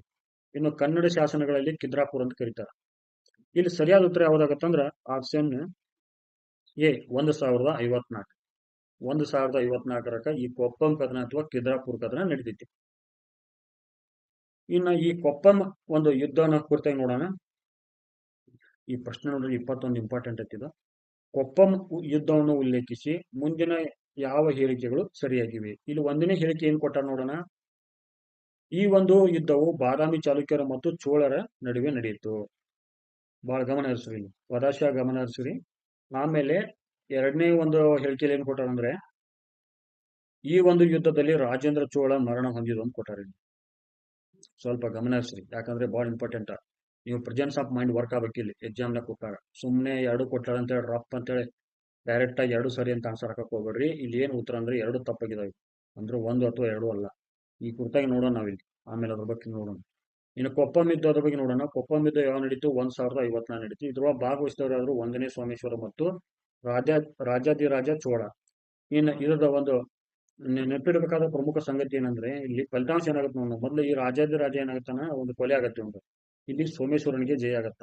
ಆಮೇಲೆ ನೆನಪಿಡಬೇಕಾದ ಸಂಗತಿ ಏನಂದ್ರೆ, ಈ ಸೋಮೇಶ್ವರನನ್ನ ರಾಜಾದಿರಾಜ ಚೋಳಗೊಂಡ ರಾಜಾದಿರಾಜ ಚೋಳ ಶಿರಚ್ಛೇದನೆಯಿಂದ ಸೋಮೇಶ್ವರನೇ ಕರೀತಾರೆ ಇಲ್ಲಿ, ಈ ಯುದ್ಧ ಗೆದ್ದ ಮೇಲೆ. ಇನ್ನು ಪ್ರಶ್ನೆ ವಾಪಸ್ ಬರೋಣ. ಇಲ್ಲಿ ಏನ್ ಕೊಟ್ಟಾರ? ಇಲ್ಲಿ ಈ ಯುದ್ಧವು ಬಾದಾಮಿ ಚಾಲುಕ್ಯರು ಮತ್ತು ಚೋಳರ ನಡುವೆ ನಡೀತಿತ್ತು. ಇದು ಬಾದಾಮಿ ಚಾಲುಕ್ಯರು ಯಾಕೆ ಬರ್ತಾರೆ ಇಲ್ಲಿ? ಇಲ್ಲಿ ಬರೋದು ಇಲ್ಲಿ ಕಲ್ಯಾಣ ಚಾಲುಕ್ಯರು ಇಲ್ಲಿ. ಹೌದಾ? ಹಿಂಗಾಗಿ ಈ ಒಂದು ಇದು 1ನೇ ಹೇಳಿಕೆ ಏನಾಗುತ್ತದ 100% ರಾಂಗ್ ಆಗುತ್ತೆ. ಆಮೇಲೆ ಈ ಯುದ್ಧದಲ್ಲಿ ರಾಜೇಂದ್ರ ಚೋಳ ಮರಣ ಹೊಂದಿದ ಕೊಟ್ಟಾರ ಇಲ್ಲಿ. ಇದ್ರು ಹಂಗಿಲ್ಲಿ ಇಲ್ಲಿ ಮರಣ ಹೊಂದವ್ರು ಯಾರು? ರಾಜಾದಿರಾಜ ಚೋಳ. ರಾಜಾದಿರಾಜ ಚೋಳ. ಹಿಂಗಾಗಿ ಇದು ಕೂಡ ರಾಂಗ್ ಆಗುತ್ತಿದೆ. ಸೊ ಇಲ್ಲಿ ಸರಿಯಾದ ಉತ್ತರ ಯಾವುದು? Option D. ಮುಂದಿನ ಪ್ರಶ್ನೆ ನೋಡ್ರಿ, ಚೋಳ ಕಲ್ಯಾಣ ಚಾಲುಕ್ಯರ ನಡುವಿನ ಸಂಘರ್ಷಕ್ಕೆ ಪ್ರಮುಖ ಕಾರಣ ಯಾವುದು ಅಂತ ಕೇಳಾರ ಅವ್ರು. ನೀವೀಗ ಯುದ್ಧ ಮಾಡಿದವ್ರು ಯಾರದ್ದು, ಇನ್ನು ಯಾರು ಗೆದ್ರು ಏನ್ ಮಾಡಿದ್ರು ಅಂತ ಗೊತ್ತಾಯ್ತು. ಬಟ್ ಚೋಳ ಕಲ್ಯಾಣ ಚಾಲುಕ್ಯರ ನಡುವಿನ ಸಂಘರ್ಷಕ್ಕೆ ಪ್ರಮುಖ ಕಾರಣ ಏನಂತ ಕೇಳಿದಾರೆ ಇಲ್ಲಿ. ಪ್ರಮುಖ ಕಾರಣ, ಇಲ್ಲಿ ಪ್ರಮುಖ ಕಾರಣ ಏನು ಕೊಟ್ಟರು ಕೊಡಕ್ಕಿಂತ ಪೂರ್ವದಲ್ಲಿ ಆಪ್ಷನ್ಸ್ ನೋಡೋಣ ಇಲ್ಲಿ. ಒಂದು, ವೆಂಗಿ ಚಾಲುಕ್ಯ ಮನೆತನದ ಅಧಿಕಾರದ ಕಲ. ಎರಡು, ಕೃಷ್ಣ ತುಂಗಭದ್ರ ವಿವಾದ. ಮೂರು, ಚೋಳರ ವ್ಯಾಪಾರ ನೀತಿ. ನಾಲ್ಕು, ಒಂದು ಪ್ರಬಲ ಸೈನ್ಯಗಳು. ಇಲ್ಲಿ ಸರಿಯಾದ ಉತ್ತರ ಯಾವುದು? Option A. ವೆಂಗಿ ಚಾಲುಕ್ಯ ಮನೆತನದ ಅಧಿಕಾರದ ಒಂದು ಕಲಹ ಇರ್ತದಲ್ಲ, ಇದು ಚೋಳ ಮತ್ತು ಕಲ್ಯಾಣ ಚಾಲುಕ್ಯರ ನಡುವಿನ ಸಂಘರ್ಷಕ್ಕೆ ಪ್ರಮುಖ ಕಾರಣ ಆಗುತ್ತೆ. ಹೌದಾ? ಇದಕ್ಕೋಸ್ಕರ ನಾವು ಕಿತ್ತರಾಪುರ ಕದನ ನೋಡ್ತೀವಿ, ಅಲ್ಲಿ ಯಾವುದು ಕೊಪ್ಪಂ ಕದನ ನೋಡ್ತೀವಿ. ಆ ಕೊಪ್ಪಂ ಕದನಕ್ಕೆ ಮೂಲ ಕಾರಣ ಅಂದ್ರೆ ವೆಂಗಿ ಚಾಲುಕ್ಯರ ಮನೆತನದ ಒಂದು ಅಧಿಕಾರ ಕಲಹಕ್ಕಾಗಿ ಈ ಚೋಳ ಮತ್ತು ಕಲ್ಯಾಣ ಚಾಲುಕ್ಯರ ನಡುವಿನ ಸಂಘರ್ಷಕ್ಕೆ ಪ್ರಮುಖ ಕಾರಣ ಆಗುತ್ತೆ. ಇದಕ್ಕೆ ಸಂಘರ್ಷಕ್ಕೆ ಕಾರಣ ಏನು ನೋಡೋಣ, ಇಲ್ಲಿ ಕೊಟ್ಟಾರ ನೋಡ್ರಿ. ಚೋಳ ಮತ್ತು ಕಲ್ಯಾಣ ಚಾಲುಕ್ಯರ ನಡುವಿನ ಸಂಘರ್ಷಕ್ಕೆ ಪ್ರಮುಖ ಕಾರಣ ಎಂದು ವೆಂಗಿ ಚಾಲುಕ್ಯ ಮನೆತನದ ಅಧಿಕಾರ ಕಲಹ. ಏನಿದು ಕಲಹ? ಇದು ಇಂಪಾರ್ಟೆಂಟ್. ವೆಂಗಿ ಮಂಡಲದಲ್ಲಿ ವಿಮಲಾದಿತ್ಯನೆಂಬ ಆಳುತ್ತಿದ್ದು. ಈತನು ಚೋಳ ಸಾಮ್ರಾಟ ರಾಜರಾಜನ ಮಗಳಾದ ಕುಂದವೆಯನ್ನು ಮದುವೆಯಾಗಿದ್ದನು. ಇವರ ಮಗನಾದ ರಾಜರಾಜ ಕೂಡ, ಈ ರಾಜರಾಜನ ಮಗ ಇರ್ತಾನಲ್ಲ ರಾಜೇಂದ್ರ, ವೆಂಗಿ ಮಂಡಲದ ಅಧಿಕಾರಕ್ಕಾಗಿ ದಾಹೈತಿ ಕಲದಲ್ಲಿ ತೊಡಗಿರ್ತಾರೆ ಇವರು. ಸೊ ಇವರಿಗೆ ಏನಾಗುತ್ತೆ ಅಂದ್ರೆ ಚೋಳ ಅರಸರ ಬೆಂಬಲ ಇರ್ತೈತಿ. ಈ ವೆಂಗಿ ಮಂಡಲದ ಸ್ಟೆಪ್ ಮದರ್ ಇರ್ತಾರಲ್ಲ ಇವರು, ಒಂಥರ ಈ ಕುಂದವೆ ಅಂತ ಮೂಲ ಚೋಳರ ಒಂದು ಮೂಲದಿಂದ ಇರ್ತಾಳ. ಏನು? ಚೋಳರ ಒಂದು ಮೂಲ. ಇವಳು ಸಂಬಂಧಿಕರು ಅಂದ್ರೆ ಈಕಿ ಗಂಡ ಮತ್ತೆ ಈಕಿ ಮಗ ಈಕಿ ಮೊಮ್ಮಗ ಏನಿರ್ತಾರಲ್ಲ ಅವರೆಲ್ಲ, ಅವ್ರಿಗೆ ಏನಾಗ್ತದೆ ಈ ಕುಂದವಿನ ಕಡೆಯಿಂದ, ಕುಂದವಿ ಇರ್ತಾರಲ್ಲ ಇವಳ ಕಡೆಯಿಂದ ಬೆಂಬಲ ಇರುತ್ತೆ. ಯಾರಿಂದ? ಚೋಳರ ಒಂದು ಬೆಂಬಲ ಯಾರಿಗಿತ್ತ? ಕುಂದವನ ಸಂಬಂಧಿಕರಿಗೆ ಇರುತ್ತ. ಅವರಲ್ಲಿ ಯಾರ್ಯಾರು ಬರ್ತಾರೋ, ಈ ವಿಮಲಾದಿತ್ಯ ಬರ್ತಾನ, ಆಮೇಲೆ ರಾಜರಾಜ ಬರ್ತಾನ, ರಾಜರಾಜ ಅಲ್ಲ, ಇವ್ರ ಮಗ ರಾಜರಾಜ ಅಂತಿರ್ತಾನ, ಆಮೇಲೆ ರಾಜೇಂದ್ರ ಅಂತಿರ್ತಾರ. ಇವ್ರಲ್ಲ ಇವರಿಗೆ ಚೋಳರು ಬೆಂಬಲ ಕೊಡ್ತಾ ಇರ್ತಾರ. ಹೀಗಾಗಿ ಏನಾಗತ್ತೆ ಅಂದ್ರೆ ಈ ಚೋಳ ಚಾಲುಕ್ಯರಿಗೆ ಒಂದು ಪ್ರಮುಖ ಸಂಘರ್ಷಕ್ಕೆ ಕಾರಣ ಆಗತ್ತೆ ಇದು. ಮುಂದಿನ ಪ್ರಶ್ನೆ ನೋಡ್ರಿ, ಪಾರಮಾರರ ರಾಜಧಾನಿ ಯಾವುದು? ಇನ್ನು ಉತ್ತರ ಭಾರತದಿಂದ ಒಮ್ಮೆಲೆ sudden South India to North India ಯಾಕೆ ಹೋದ್ರೆ ಕೇಳಬಹುದು ನೀವು ಇಲ್ಲಿ. ಯಾಕಂದ್ರೆ ಏನಾಗುತ್ತೆ ಅಂದ್ರೆ ಕಲ್ಯಾಣ ಚಾಲುಕ್ಯರ ಕಾಲದಲ್ಲಿ ಇರ್ತಕ್ಕಂಥ ಒಂದು ದೊರೆಗಳು ಏನ್ ಮಾಡ್ತಾರೆ ಅಂದ್ರೆ ಉತ್ತರ ಭಾರತ ಮೇಲೆ ದಾಳಿ ಮಾಡಿರ್ತಾರೆ. ಅವಾಗ ಡೈರೆಕ್ಟ್ ಇಂಡೈರೆಕ್ಟ್ ಒಂದು ಕ್ವಶನ್ ಹಾಕ್ಬಹುದು. ಹಿಂಗಾಗಿ ನಾ ಈ ಒಂದು ಪ್ರಶ್ನೆ ಹಾಕಿದ್ನಿ. ಇಲ್ಲಿ ಸರಿಯಾದ ಉತ್ತರ ಯಾವುದು? ದಾರ. ಪಾರಮಾರ ರಾಜಧಾನಿ ಯಾವುದು? ದಾರ. ಮುಂದಿನ ಪ್ರಶ್ನೆ ನೋಡ್ರಿ, 1ನೇ ಸೋಮೇಶ್ವರ ತುಂಗಭದ್ರಾ ನದಿಯಲ್ಲಿ ಮುಳುಗಿ ನಿಧನ ಹೊಂದಿದ ಕಲ್ಯಾಣ ಚಾಲುಕ್ಯರ ಅರಸ ಯಾರು? ಸ್ನೇಹಿತರೆ, ಇದಕ್ಕೆ ಸ್ವಲ್ಪ ಕ್ವಶನ್ ರಾಂಗ್ ಆಗಿತ್ತು. ಇದು ಏನಾಗಬೇಕಿತ್ತಂದ್ರೆ ಇದು 1ನೇ ಸೋಮೇಶ್ವರ ತೆಗಿದೀವಿ. ತುಂಗಭದ್ರಾ ನದಿಯಲ್ಲಿ ಮುಳುಗಿ ನಿಧನ ಹೊಂದಿದ ಕಲ್ಯಾಣ ಚಾಲುಕ್ಯರ ಅರಸ ಯಾರು? ಇಲ್ಲಿ ಸರಿಯಾದ ಉತ್ತರ ಯಾವುದು? 1ನೇ ಸೋಮೇಶ್ವರ. ಇದು ರಾಂಗ್ ಆಗಿತ್ತು, ಸ್ವಲ್ಪ ಮಿಸ್ಟೇಕ್ ಆಗಿತ್ತು. ತುಂಗಭದ್ರಾ ನದಿಯಲ್ಲಿ ಮುಳುಗಿ ನಿಧನ ಹೊಂದಿದ ಕಲ್ಯಾಣ ಚಾಲುಕ್ಯರ ಅರಸ ಯಾರಂದ್ರೆ ಈ 1ನೇ ಸೋಮೇಶ್ವರ. ಇನ್ನು ಇಲ್ಲಿ ಇಂಪಾರ್ಟೆಂಟ್ ಅಂತ ನೋಡ್ರಿ, 1ನೇ ಸೋಮೇಶ್ವರ ತುಂಗಭದ್ರಾ ನದಿಯಲ್ಲಿ ಮುಳುಗಿ ನಿಧನ ಹೊಂದಿದ ಎಂದು ತಿಳಿಸುವ ಕೃತಿ ಯಾವುದು ಕೇಳಿದಾರೆ ನೋಡ್ರಿ. ಇಂಪಾರ್ಟೆಂಟ್ ಇದು. ಯಾವುದು? 1ನೇ ಸೋಮೇಶ್ವರ ತುಂಗಭದ್ರಾ ನದಿಯಲ್ಲಿ ಮುಳುಗಿ ನಿಧನ ಹೊಂದಿದ ಅಂತ ತಿಳಿಸುವ ಕೃತಿ ಯಾವುದು ಕೇಳಿದಾರೆ ಅವ್ರಲ್ಲಿ. ಇಲ್ಲಿ ಸರಿಯಾದ ಉತ್ತರ ಯಾವುದು? ಆಪ್ಷನ್ ಎ, ವಿಕ್ರಮಾಂಕ ದೇವಚರಿತಂ ಐತಲ್ಲ, ಈ ಕೃತಿಯಲ್ಲಿ ಏನಾಗತ್ತಂದ್ರ ಈ ಬಿಲ್ಹನ ಇವನು 6ನೇ ವಿಕ್ರಮಾದಿತ್ಯನ ಕಾಲದಲ್ಲಿ ಇರ್ತಾನೆ. ಇವನು 6ನೇ ವಿಕ್ರಮಾದಿತ್ಯನ ಕಾಲದಲ್ಲಿ ಇರ್ತಾನೆ. ಇವ್ ಎಲ್ಲಿಂದ ಬಂದಿರ್ತಾನೆ? ಒಬ್ಬ ಕಾಶ್ಮೀರ್ ಕವಿ ಇರ್ತಾನೆ. ಈ ಕಾಶ್ಮೀರ್ ಕವಿ ಏನ್ ಮಾಡ್ತಾನಂದ್ರೆ ಈ ವಿಕ್ರಮಾಂಕ ದೇವಚರಿತಂ ಎಂಬ ಕೃತಿಯಲ್ಲಿ 1ನೇ ಸೋಮೇಶ್ವರ ಒಂದು ಕಾಯಿಲೆಗೆ ತುತ್ತಾಗಿ ಅದು ಆ ಕಾಯಿಲೆ ಏನಾಗತ್ತಂದ್ರ ವಾಸಿ ಆಗಲ್ಲ. ಹೀಗಾಗಿ ಅವ್ನು ಸ್ವಲ್ಪ ಮೆಂಟಲಿ ಡಿಸ್ಅಪ್ಸೆಟ್ ಆಗಿ ಅವನು ಏನ್ ಮಾಡ್ತಾನಂದ್ರ ಈ ತುಂಗಭದ್ರಾ ನದಿಯಲ್ಲಿ ಏನ್ ಮಾಡ್ತಾನಂದ್ರ ಮುಳುಗಿ ಆತ್ಮಹತ್ಯೆ ಮಾಡ್ಕೊಳ್ತಾನಂತ ಈ ವಿಕ್ರಮಾಂಕ ದೇವಚರಿತೆಯಲ್ಲಿ ತೋರಿಸಿದ್ದಾರೆ ಅವರು. ಇಲ್ಲಿ ಕೊಟ್ಟಾರ ನೋಡ್ರಿ, 1ನೇ ಸೋಮೇಶ್ವರನ್ ಇದನ್ನು ಕೊಟ್ಟಾರ. ಇವ್ನು ಯಾವಾಗ ಸತ್ತ ಅಂದ್ರೆ 1068 ಮಾರ್ಚ್ 29 ಸತ್ತ. ಹೆಂಗ್ ಸತ್ತ ಕೇಳಿದ್ರೆ ತುಂಗಭದ್ರಾ ನದಿಯಲ್ಲಿ ಮುಳುಗಿ ಒಂದು ಪ್ರಾಣ ತ್ಯಾಗ ಮಾಡಿದಂತ ಕೊಟ್ಟಾರ. ಕಾರಣ ಏನ್ ಕೇಳಿದ್ರೆ ಒಂದು ವಾಸಿ ಆಗದ ಕಾಯಿಲೆಯಿಂದ ಇವನು ಬಳಲುತ್ತಿದ್ದ ಅಂತ ಹೇಳ್ತಾರ. ಆಮೇಲೆ ಇದಕ್ಕೆ ಆಧಾರ ಅಂದ್ರೆ ಇವ್ ಹೆಂಗ್ ಸತ್ತ, ಹೇಗ್ ಸತ್ತ ಅನ್ನೋದನ್ನ ನಮ್ಗೆ ತಿಳಿಸುವ ಒಂದು ಪ್ರಮುಖ ಮೂಲ ಆಧಾರಗಳು ಯಾವ್ದಂದ್ರೆ ಒಂದು ವಿಕ್ರಮಾಂಕ ದೇವಚರಿತಂ, ಇನ್ನೊಂದು ಬಳ್ಳಿಗಾವಿ ಶಾಸನ. ಈ ಬಳ್ಳಿಗಾವಿ ಶಾಸನ ಮತ್ತು ವಿಕ್ರಮಾಂಕ ದೇವಚರಿತಂ ಈ ವಾಸಿಯಾಗದ ಕಾಯಿಲೆಯಿಂದ ತುಂಗಭದ್ರಾ ನದಿಯಲ್ಲಿ 1ನೇ ಸೋಮೇಶ್ವರ ತನ್ನ ಒಂದು ಪ್ರಾಣ ತ್ಯಾಗ ಮಾಡಿದ ಅಂತ ಹೇಳ್ತಾರ. ಅದು ಯಾವಾಗ? 1068ರಲ್ಲಿ. ಇನ್ನು ನೆನಪಿಡಬೇಕಾದ ಪ್ರಮುಖ ಸಂಗತಿಗಳೇನೆಂದ್ರೆ ಈ 1ನೇ ಸೋಮೇಶ್ವರನ ರಾಣಿಯರನ್ನೆಲ್ಲ ಕೊಟ್ಟಿದ್ದಾರೆ ಇಲ್ಲಿ. ಒಂದು ಬಾಚಲದೇವಿ, ಚಂದಕಬೆ, ಹೊಯ್ಸಳದೇವಿ, ಮೈ ಮೈಳದೇವಿ, ಕೇತರದೇವಿ, ಲೀಲಾದೇವಿ, ಲಚ್ಚಲದೇವಿ ಮತ್ತೆ ಚಾಮಲಾದೇವಿ. ಇನ್ನು ಮಕ್ಕಳು ಯಾರು? 2ನೇ ಸೋಮೇಶ್ವರ ಅನ್ನು 6ನೇ ವಿಕ್ರಮಾದಿತ್ಯ. ಇವರೇ ನಮ್ಗೆ ಇಲ್ಲಿ ಕಿಂಗ್ಗಳು. ಒಬ್ಬ 2ನೇ ಸೋಮೇಶ್ವರ, 6ನೇ ವಿಕ್ರಮಾದಿತ್ಯ, ಇನ್ನೊಬ್ಬ ಜಯಸಿಂಹ. ಇನ್ನ 2ನೇ ಸೋಮೇಶ್ವರ ಏನಂತ 1ನೇ ಸೋಮೇಶ್ವರ ಆದ್ಮೇಲೆ ಇಮಿಡಿಯೇಟ್ ಅಧಿಕಾರಕ್ಕೆ ಬರ್ತಾನ. ಅವನು ಎಲ್ಲಿವರೆಗೆ ಆಳ್ವಿಕೆ ಮಾಡ್ತಾನೆ ಅಂದ್ರೆ 1068ರಿಂದ 1070ವರೆಗೆ 76ವರೆಗೆ. ಇವನ ಅಪ್ಪ ಯಾರಂದ್ರೆ 1ನೇ ಸೋಮೇಶ್ವರ. ಇವನ್ ರಾಣಿ ಯಾರಂದ್ರೆ ಕಂಚಲದೇವಿ ಮತ್ತು ಪಂಪಾದೇವಿ. ಇವನ ಬಿರುದು ಯಾವಂದ್ರೆ ಭುವನೈಕ್ಯ ಮಲ್ಲ. ಭುವನೈಕ್ಯ ಮಲ್ಲ. ಇವನ ಸಹೋದರ ಯಾರು? 6ನೇ ವಿಕ್ರಮಾದಿತ್ಯ. ಇನ್ನೊಂದು ಇಂಪಾರ್ಟೆಂಟ್ ಅಂದ್ರೆ ಇವನ ಸಮಕಾಲೀನ ಚೋಳ ಅರಸ ಯಾರಂದ್ರೆ ಕುಲೋತ್ತುಂಗ ಚೋಳ. ಮುಂದಿನ ಪ್ರಶ್ನೆ ನೋಡ್ರಿ. ಕೆಳಗೆ ಕಂಡುಬರುವ ಕಲ್ಯಾಣ ಚಾಲುಕ್ಯರ ಅರಸರ ಆಡಳಿತಕ್ಕೆ ಅನುಗುಣವಾಗಿ ಕಾಲಾನುಕ್ರಮದಲ್ಲಿ ಬರೆಯಿರಿ. ಕಾಲಾನುಕ್ರಮದಲ್ಲಿ ಕೇಳಬಹುದು ಒಂದೊಂದ್ಸಲ ಡೈರೆಕ್ಟ್ ಆಗಿ. ಸೊ ಹೀಗಾಗಿ ಈ ಪ್ರಶ್ನೆಯನ್ನು ಹಾಕಿದ್ದೀನಿ ನಿಮಗ. ಈಗ ಏನ್ ಕೊಟ್ಟಾರ ಅಂದ್ರ ಒಂದು 2ನೇ ಜಯಸಿಂಹ, 2ನೇ ತೈಲಪ್ಪ, 1ನೇ ಸೋಮೇಶ್ವರ, 6ನೇ ವಿಕ್ರಮಾದಿತ್ಯ. ಇಲ್ಲೇ ನಮ್ಗೆ ಸರಿಯಾದ ಉತ್ತರ ಯಾವ್ದಾಗುತ್ತೆ ಅಂದ್ರ ಫಸ್ಟ್ ಸ್ಥಾಪನೆ ಮಾಡಿದವರು ಯಾರು? ಇಂಥ ಕ್ವಶನ್ ಯಾವ ತರ ನೋಡ್ಬೇಕಂದ್ರೆ ನಾವು ಸ್ಥಾಪಕರು ಮತ್ತು ಅವುಗಳ ಕೊಡುಗೆಗಳಾದ್ರ ಮೇಲೆ ಒಂದ್ ಬೈ ನೋಡ್ಕೊತ ಹೋಗ್ಬೇಕು. ಇವನು ಯಾರಂದ್ರೆ 2ನೇ ತೈಲಪ್ಪ ಸ್ಥಾಪಕ ಅವನು. ಹೌದಾ? ಆಮೇಲೆ ಜಯಸಿಂಹ ಬರ್ತಾನ. ಜಯಸಿಂಹ ಆದ್ಮೇಲೆ 1ನೇ ಸೋಮೇಶ್ವರ ಬರ್ತಾನ. ಈ ಸತ್ಯಾಶ್ರಯ ಬರ್ತಾನ. ಸತ್ಯಾಶ್ರಯ ಆಮೇಲೆ 1ನೇ ಸೋಮೇಶ್ವರ, ಆಮೇಲೆ 6ನೇ ವಿಕ್ರಮಾದಿತ್ಯ ಬರ್ತಾನ. ಇಲ್ಲಿ ಸರಿಯಾದ ಉತ್ತರ ಯಾವುದು? 2, 1, 3, 4. ಇಲ್ಲಿ ಕೊಟ್ಟಾರ ನೋಡ್ರಿ. ಫಸ್ಟ್ 2ನೇ ತೈಲಪ್ಪ ಬರ್ತಾನ, ಆಮೇಲೆ ಇರುವ ಬೇಡಂಗ ಸತ್ಯಾಶ್ರಯ ಬರ್ತಾನ, ಆಮೇಲೆ 2ನೇ ಜಯಸಿಂಹ, ಆಮೇಲೆ 1ನೇ ಸೋಮೇಶ್ವರ, ಆಮೇಲೆ 2ನೇ ಸೋಮೇಶ್ವರ, ಆಮೇಲೆ 6ನೇ ವಿಕ್ರಮಾದಿತ್ಯ. 6ನೇ ವಿಕ್ರಮಾದಿತ್ಯ ಹಂಗ ಈ ಆ ನಂಬರ್ 6 ನೆನ್ಪಿಟ್ಕೊಂಡ್ಬಿಡ್ರಿ. ಇವ್ ಕಲ್ಯಾಣ ಚಾಲುಕ್ಯರ 6ನೇ ದೊರೆ ಇವನು. ಇವನು ಯಾವಾಗ ಅಧಿಕಾರಕ್ಕೆ ಬಂತ? 1076ರಿಂದ 1126ರವರೆಗೆ ಅತಿ ದೀರ್ಘಕಾಲದವರೆಗೆ ಆಳಿದ ಕಲ್ಯಾಣ ಚಾಲುಕ್ಯರ ದೊರೆ ಇವನು. ಯಾರು? 6ನೇ ವಿಕ್ರಮಾದಿತ್ಯ. ಇನ್ನು ಇಂಪಾರ್ಟೆಂಟ್ ನೋಡ್ರಿ. ಚಾಲುಕ್ಯ ವಿಕ್ರಮ ಶಕೆಯನ್ನು ಉಲ್ಲೇಖಿಸಿ ಮುಂದಿನ ಯಾವ ಹೇಳಿಕೆಯು ಸರಿಯಾಗಿದೆ? ಈ ಚಾಲುಕ್ಯ ವಿಕ್ರಮ ಶಕೆ ಕೇಳಿದಾರೆ ನೋಡ್ರಿ ಅವರು. ಬಹಳ ಇಂಪಾರ್ಟೆಂಟ್ ಆಯ್ತು. ಇಲ್ಲಿ 1ನೇ ಹೇಳಿಕೆ ಏನ್ ಕೊಟ್ಟಾರಂದ್ರೆ 6ನೇ ವಿಕ್ರಮಾದಿತ್ಯನು ಈ ಶಕೆಯ ಪ್ರವರ್ತಕ ಅಂತ ಕೊಟ್ಟಾರ. ಇನ್ನು 2ನೇ ಒಂದು ಹೇಳಿಕೆಯಲ್ಲಿ ಕೊಟ್ಟಾರಂದ್ರೆ ಕುಲೋತ್ತುಂಗ ಚೋಳನ ಮೇಲಿನ ದಿಗ್ವಿಜಯದ ನೆನಪಿಗಾಗಿ ಈ ಶಕೆಯು ಆರಂಭಗೊಂಡಿತು ಅಂತ ಕೊಟ್ಟಾರ. ಇನ್ನು 3ನೇ ಹೇಳಿಕೆಯಲ್ಲಿ ಏನ್ ಕೊಟ್ಟಾರಂದ್ರ ಸಾಮಾನ್ಯ ಶಕ 1076ನೇ ವರ್ಷ ಚಾಲುಕ್ಯ ವಿಕ್ರಮ ಶಕೆಯನ್ನು ಪ್ರತಿನಿಧಿಸುತ್ತದೆ ಅಂತ ಕೊಟ್ಟಾರ. ಇಲ್ಲಿ ಸರಿಯಾದ ಉತ್ತರ ಯಾವ್ದಾಗುತ್ತಂದ್ರೆ ನಮ್ಗೆ ಇಲ್ಲಿ 1 ಮತ್ತು 3 ಮಾತ್ರ. 2ನೇ ಹೇಳಿಕೆ ತಪ್ಪಾಗಿತ್ತು. 2ನೇ ಹೇಳಿಕೆ ಯಾಕೆ ತಪ್ಪಾಗಿತ್ತು ಅನ್ನೋದು ಇಲ್ಲಿ ನೋಡೋಣ. ಚಾಲುಕ್ಯ ವಿಕ್ರಮ ಶಕೆ ಸರ್ ಇದು ಯಾವಾಗ ಆರಂಭಗೊಂತಂದ್ರೆ 1076 ಮಾರ್ಚ್ 9 ನಳ ಸಂವತ್ಸರದಲ್ಲಿ ಇದನ್ನ ಆರಂಭಿಸಿದವರು ಯಾರು? 6ನೇ ವಿಕ್ರಮಾದಿತ್ಯ. ಇದಕ್ಕೆ ಪ್ರಮುಖ ಕಾರಣ ಏನು? 6ನೇ ವಿಕ್ರಮಾದಿತ್ಯನು ಅಧಿಕಾರಕ್ಕೆ ಬಂದ ನೆನಪಿಗಾಗಿ ಈ ಶಕೆಯನ್ನು ಆರಂಭಿಸಿದನು. ಹೌದಾ? ಇಲ್ಲಿ ನಮಗೆ ಇಲ್ಲಿ 2ನೇದು ನೋಡ್ರಿ. 2ನೇ ಸೆಂಟೆನ್ಸ್ ನಲ್ಲಿ ಏನ್ ಕೊಟ್ಟಾರ? ಇಲ್ಲಿ ಕಾರಣ ಕೊಟ್ಟಾರ ನೋಡ್ರಿ. ಶಕೆಯು ಆರಂಭಗೊಂಡಿತ್ತು. ಯಾಕೆ ಆರಂಭಗೊಂಡಿತ್ತು ಅಂದ್ರೆ ಅವ್ರು ಏನ್ ಕೊಟ್ಟಾರ ಅಂದ್ರೆ ಕುಲೋತ್ತುಂಗ ಚೋಳನ ಮೇಲೆ ದಿಗ್ವಿಜಯದ ನೆನಪಿಗಾಗಿ ಕೊಟ್ಟಿದಾರ. ಹಿಂಗಾಗಿರಂಗ ಇದು ಯಾಕೆ ಒಂದು ಇದ್ರಂಗ ಯಾಕಂದ್ರ ಇದನ್ನ ಒಂದು ಸಿಂಹಾಸನ ಏರಿದ ಒಂದು ನೆನಪಿಗಾಗಿ ಈ ಒಂದು ಶಕೆಯನ್ನು ಆರಂಭಿಸಿದಾನೆ. ಯಾರು? 6ನೇ ವಿಕ್ರಮಾದಿತ್ಯ. ಹಿಂಗಾಗಿ 2ನೇ ಸೆಂಟೆನ್ಸ್ ಇಲ್ಲಿ ರಾಂಗ್ ಆಗತ್ತ.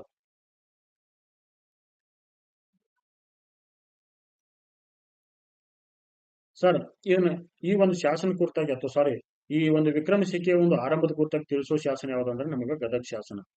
ನೋಡ್ರಿ ಇನ್ನೊಂದ್ಸಲ ಹೇಳ್ತೀನಿ. ಚಾಲುಕ್ಯ ವಿಕ್ರಮ ಶಕೆಯ ಕಾಲ ಯಾವುದು? 1076 ಮಾರ್ಚ್ 9 ನಳ ಸಂವತ್ಸರದಲ್ಲಿ ಆರಂಭಗೊಳ್ತು. ಇದನ್ನ ಆರಂಭಿಸಿದವರು ಯಾರು? 6ನೇ ವಿಕ್ರಮಾದಿತ್ಯ. ಕಾರಣ ಏನು? 6ನೇ ವಿಕ್ರಮಾದಿತ್ಯನು ಅಧಿಕಾರಕ್ಕೆ ಬಂದ ನೆನಪಿಗಾಗಿ ಈ ಶಕೆಯನ್ನು ಆರಂಭಿಸ್ತಾನ. ಈ ಶಕೆಯ ಒಂದು ಆರಂಭದ ಕುರಿತಾಗಿ ನಮಗೆ ಪ್ರಮುಖ ಮಾಹಿತಿ ನೀಡುವ ಶಾಸನ ಯಾವ್ದಂದ್ರೆ ಗದಗ ಶಾಸನ. ಇನ್ನು ಈ ಗದಗ ಶಾಸನದಲ್ಲಿ ಇನ್ನೊಂದು ಮಾಹಿತಿ ಏನಂದ್ರೆ 2ನೇ ತೈಲಪ್ಪ ಅಧಿಕಾರಕ್ಕೆ ಬಂದ ಕುರಿತಾಗಿ ನಮ್ಗೆ ಕೂಡ ಪ್ರಮುಖ ಮಾಹಿತಿ ಸಿಗುತ್ತಾ. ನೆನ್ಪಿಟ್ಕೊಳ್ಳಿ, ನೋಟ್ಸ್ ಮಾಡ್ಕೊಳ್ಳಿ. PU lecturer and KSET company ದಯವಿಟ್ಟು ನೋಟ್ ಮಾಡ್ಕೊಡ್ರಿ. PU lecturer and PU KSET and friends ಇದ್ರಲ್ಲ ದಯವಿಟ್ಟು ನೋಟ್ ಮಾಡ್ಕೊಡ್ರಿ. ಇಂಥ ಪ್ರಶ್ನೆಗಳಿಗೆ ಕೇಳೋ ಚಾನ್ಸಸ್ ಇರ್ತೈತಿ. ಇನ್ನು ಮುಂದಿನ ಪ್ರಶ್ನೆ ನೋಡ್ರಿ. ಶ್ರೀಲಂಕಾದ ಅರಸನಾದ ವಿಜಯಬಾಹುನೊಂದಿಗೆ ಸಂಪರ್ಕ ಹೊಂದಿದ ಕಲ್ಯಾಣ ಚಾಲುಕ್ಯ ದೊರೆ ಯಾರು ಕೇಳಿದಾರೆ? ವಿಜಯಬಾಹು ಯಾರು? ಶ್ರೀಲಂಕಾದ ಅರಸ. ಇವನ ಜೊತೆ ಸಂಪರ್ಕ ಹೊಂದಿದ ಅಥವಾ ರಾಯಭಾರತ್ವ ಹೊಂದಿದ ಚಾಲುಕ್ಯ ದೊರೆ ಯಾರು ಕೇಳ್ತಾರೆ? ಸರಿಯಾದ ಉತ್ತರ ಯಾವುದಿಲ್ಲ? 6ನೇ ವಿಕ್ರಮಾದಿತ್ಯ.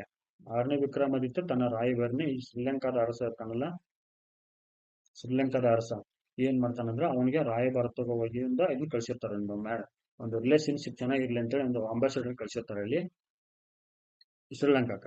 ನಮ್ಗೆ ಇಲ್ಲಿ ಮೊನ್ನೆ ಒಂದು ಇದನ್ನ ಎಕ್ಸಾಮ್ ಕೇಳಿದ್ರಲ್ಲಿ, ಇಲ್ಲಿ ಚಾಲುಕ್ಯ ಅರಸ ಶ್ರೀಲಂಕಾ ಕಳಿಸ್ತಾನ, ಇನ್ನ ಬಾದಾಮಿ ಚಾಲುಕ್ಯರ ಅರಸ ಅವನ ಕಾಲಕ್ಕ ಎರಡನೇ ಕುಸ್ರು ಕಳ್ಸಿರ್ತಾನ. ಎರಡನೇ ಕುಸ್ರು ಪರ್ಷಿಯಾದ ದೊರೆ ಇರ್ತಾನಲ್ಲ, ಪರ್ಷಿಯಾದ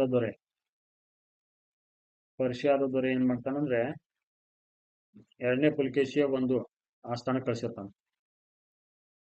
ತನ್ನ ರಾಯಭಾರಿನ ಕಳ್ಸಿರ್ತಾನ. ಇದು ಬಹಳ ಇಂಪಾರ್ಟೆಂಟ್. ಈ ಕುರಿತು ನಮಗೆ ಮಾಹಿತಿಯಲ್ಲಿ ಸಿಗುತ್ತಂದ್ರ ತಬರಿಯ ಬರಹದಲ್ಲಿ ಸಿಗುತ್ತಾವ.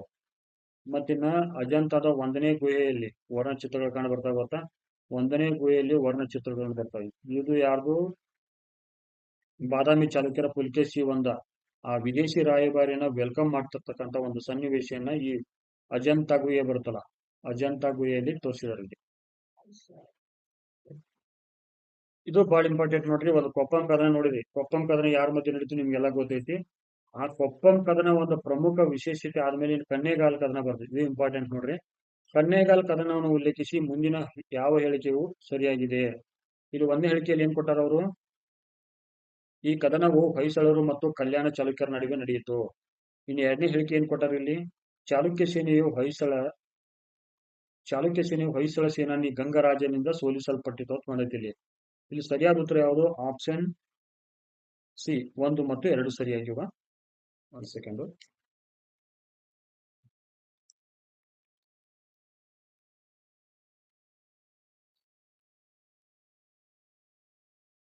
ಮುಂದಿನ ಪ್ರಶ್ನೆ ನೋಡ್ರಿ. ಆ ಕೊಪ್ಪಂ ಕದನ ಕೊಟ್ಟಾಗ ಮುಂದಿನ ಒಂದು ಎಕ್ಸ್ಪ್ಲನೇಷನ್ ತಲೆ ನೋಡೋಣ.